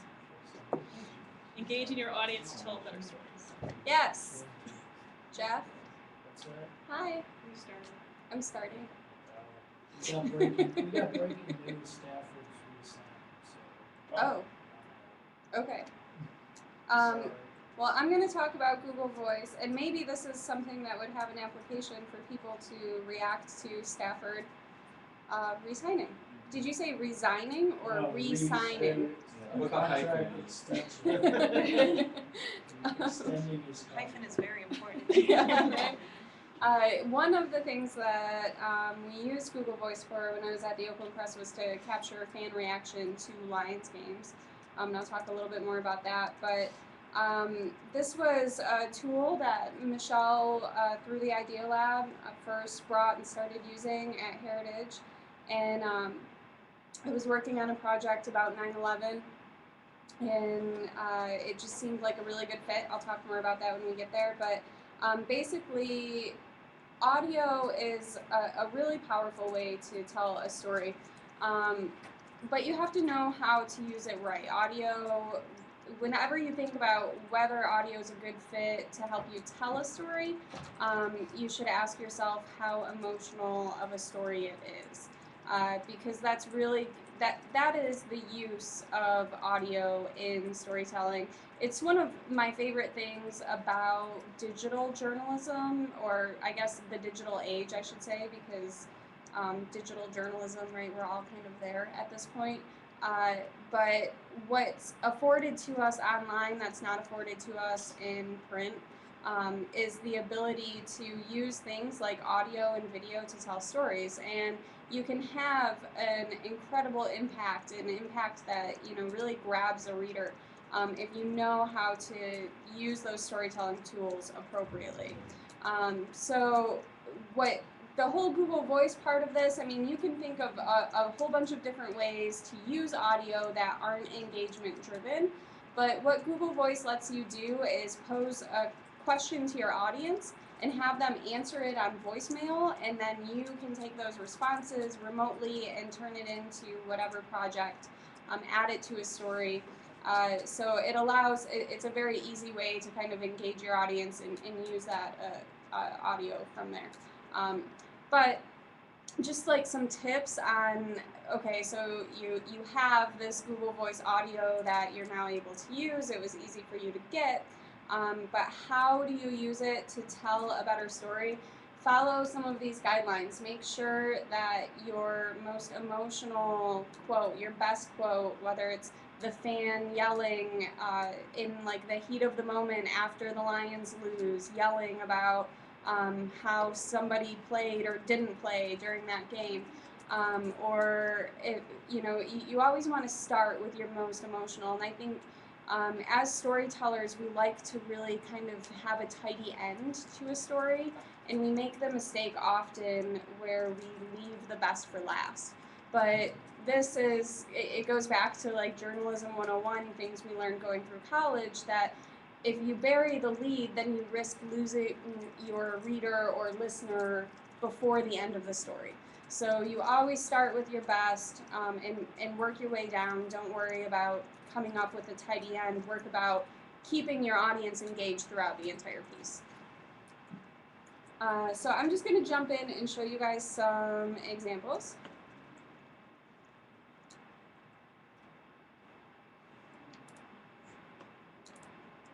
This is the piece that kind of inspired me to use Google Voice. And what happened was I was collecting responses. I was doing a Where Were You for the 10th anniversary of September 11th. And at first I was getting text responses, and they were emotional. And I just kept thinking, like, there's got to be a more powerful way to tell this story. So I actually reached out to some of the people who'd responded and asked them to call this number and leave me a message. And then I ran more promos in print, on Facebook, on Twitter, every social media outlet that I could, and asked people to just call in and tell their story of where they were on September 11th. What I got, I was able to use all those voices to tell the story of what happened that day. I'm not going to play the whole thing, but... Started off with a very beautiful morning. Sunny. Oh, wait. Sorry. Let me turn off me. This is so weird. Oh my goodness. Oh. Okay. Try again. That was uncomfortable.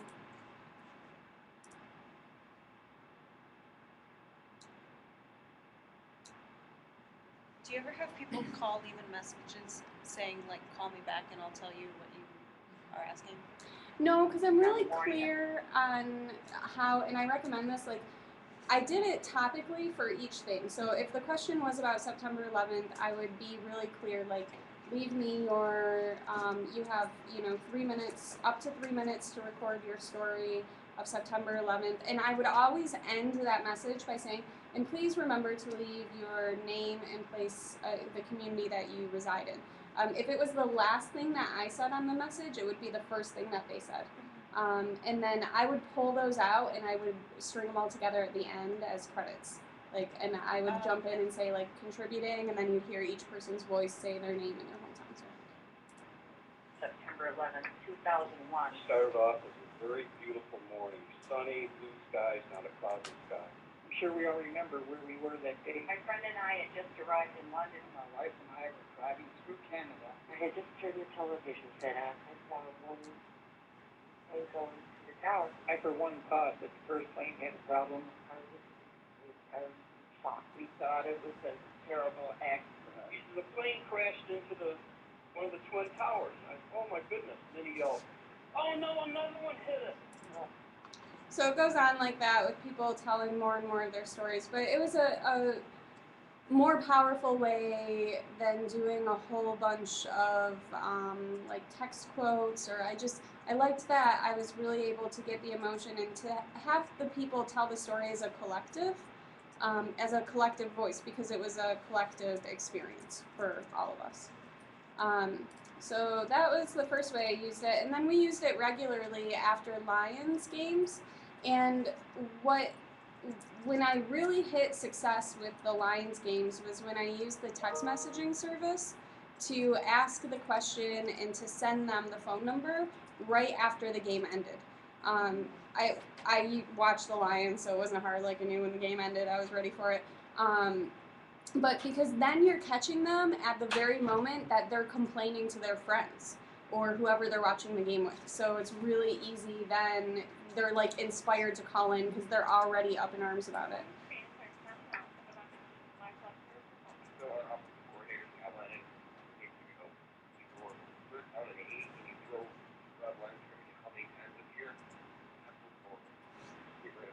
A lot of people think Matthew Stafford was lost. Yeah, he was lost because his offensive line was chasing him out of position, putting him into a place where he shouldn't be throwing from. I'll tell you what. So I just want to interject. That's the year they went 10-6 and were actually like decent. Yes, yeah. People were very up in arms about them, as always. But yeah, so that was a fun way to use it for sports. This is something that was just published, I think, in June. Maclean's, I believe, is like a Canadian newspaper. And this is a really cool example of how to use audio. And this is a way, I mean, you can tell that some of it sounds very Google Voice-like, and it's really, I love the way that they use audio.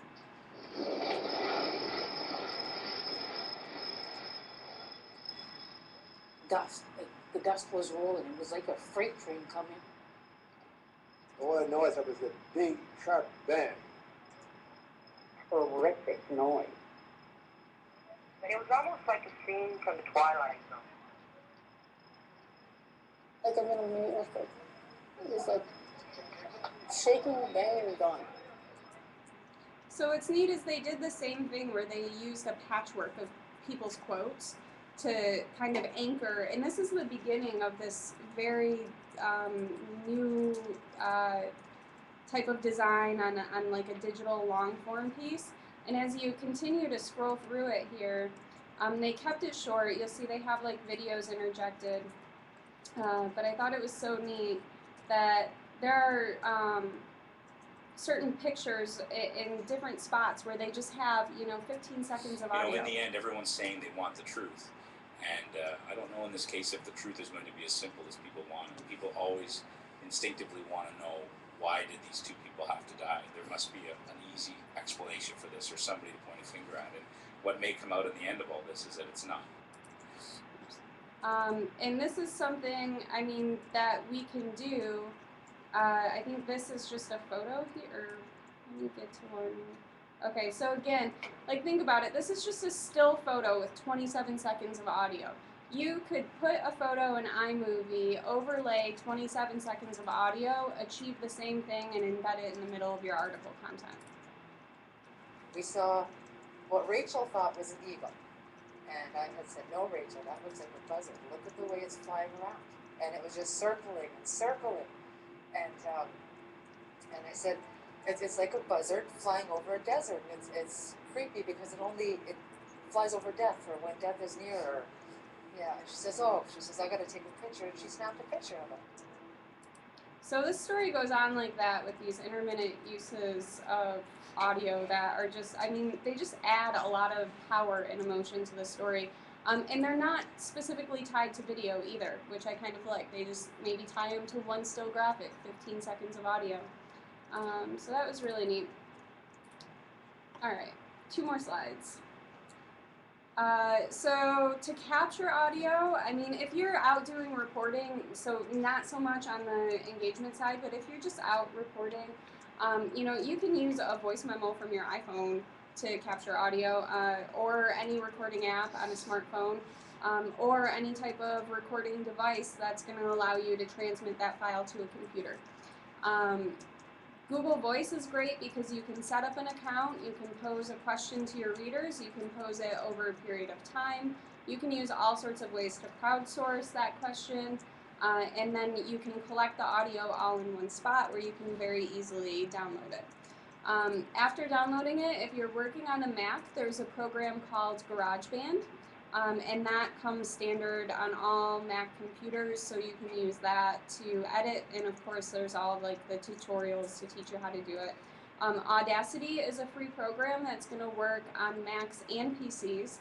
I've had Audacity work on computers that were as old as 2004, and the new versions will work on them, so regardless of like whatever horrible technology you're trying to wrangle, Audacity works, and it's really simple. I do have like cheat sheets on how to really quickly learn how to use Audacity as well.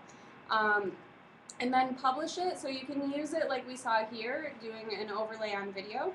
SoundCloud gives you an embed that you can use within your articles.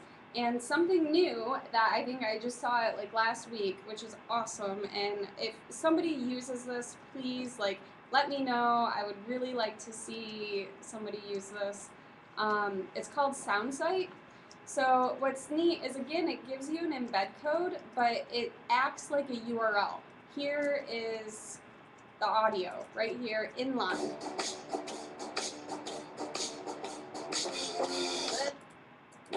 Yeah, isn't that cool?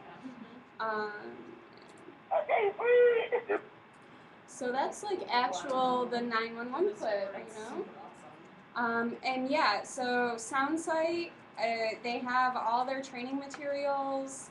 Is it free? It looks like it's free. Make a clip now.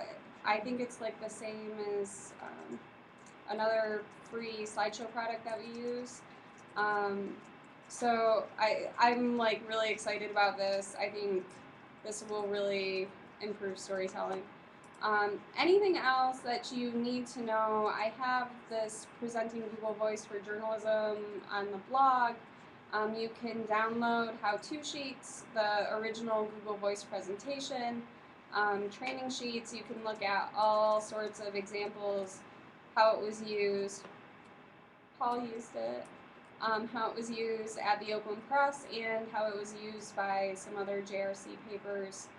And I made a bit.ly link of that. Where did it go?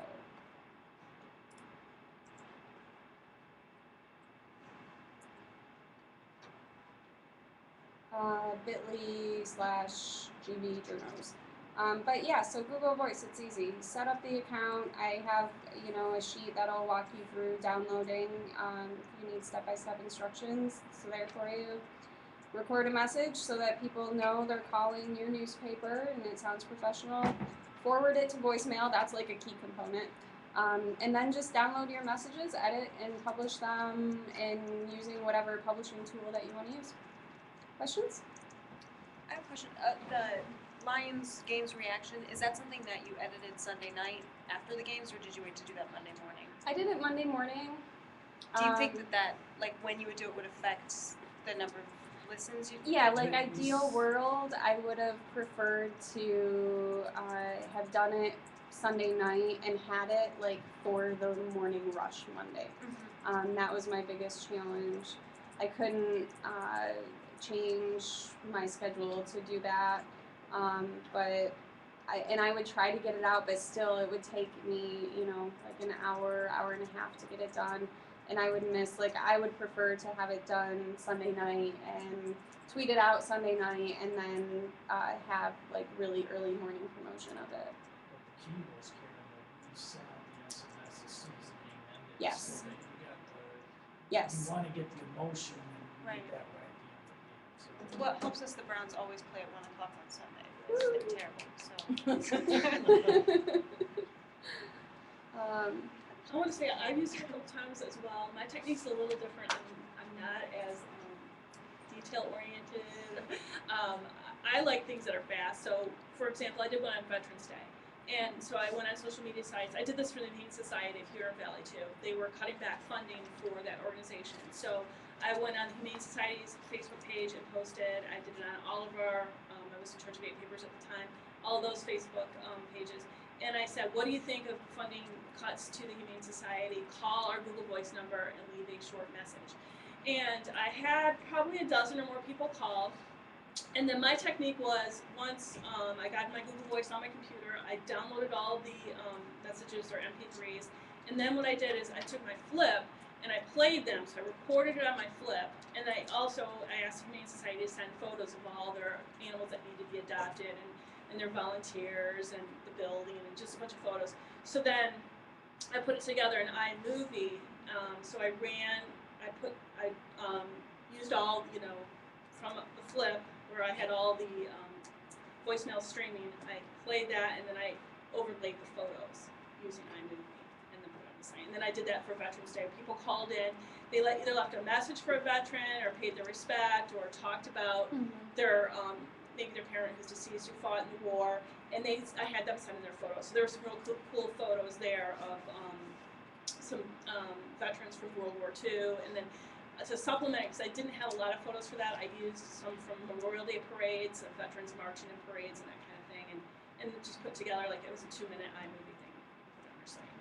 And then I was going to say I'm also using it, but this really hasn't taken off yet, but it's for people in the community who, instead of writing a letter to the editor, they'd rather just leave a voicemail message, and then same thing, you can put that together in an audio file using probably SoundCloud or some other. I think some of our newsrooms have switched to using this for their sound off entirely too, to where, I mean, they've cut out like that whole job of transcribing sound off by just saying, you know what, we're going to have it recorded as a Google Voice. It gives it an embed code, and we're going to pop it up. I think for a while they were using it as like video, but yeah.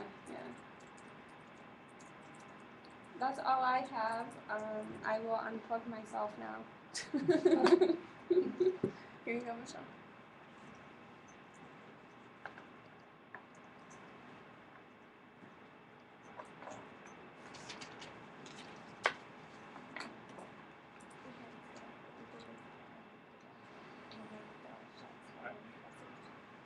Actually, yeah.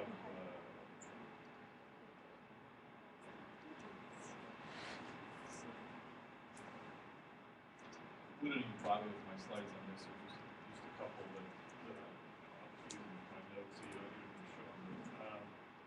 I wanted to kind of conclude or continue the discussion of video engagement. We talked about TAP, we talked about Google Voice, and those possibilities. And I wanted to make the point that video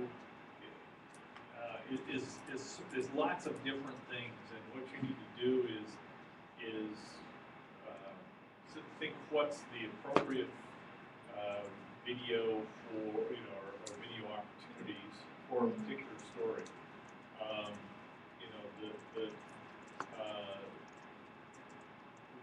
Not everything needs to be video shot. The community has video and shooting video, and what are the possibilities of getting that?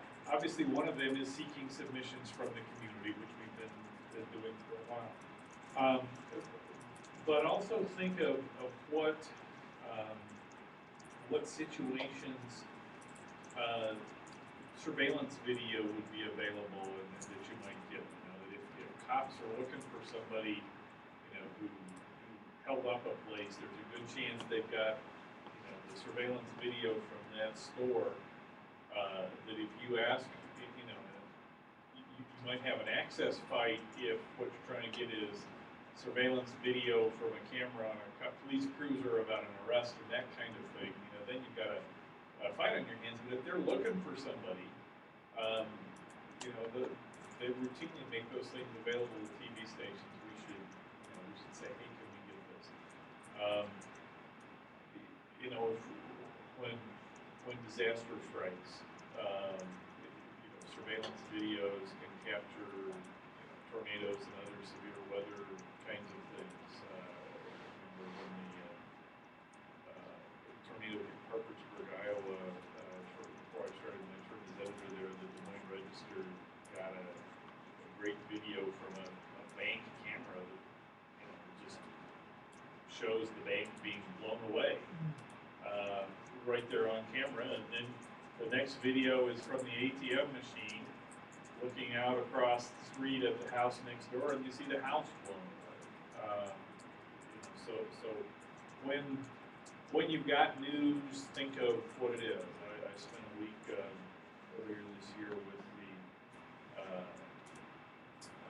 Farmington Daily Times, one of our interns in New Mexico, and you know, there was a guy who situation going on, and it was a weird theft at Walmart, kind of assault / theft kind of thing. And you know, the cops had a video, and they were looking for the guy, and we were able to get the video to go with that story. So think of surveillance videos. Think of, you know, can you search Instagram, Tout, Vine, YouTube, Vimeo, to see what sorts of videos are available on something. An example, again from my time in Bloomfield, I like, or not Bloomfield come up shortly, Farmington, you know, it was 1 week in a small newsroom about the same size as Mount Pleasant that, you know, it showed just the different opportunities that video has. I'm going to use multiple examples from one place, but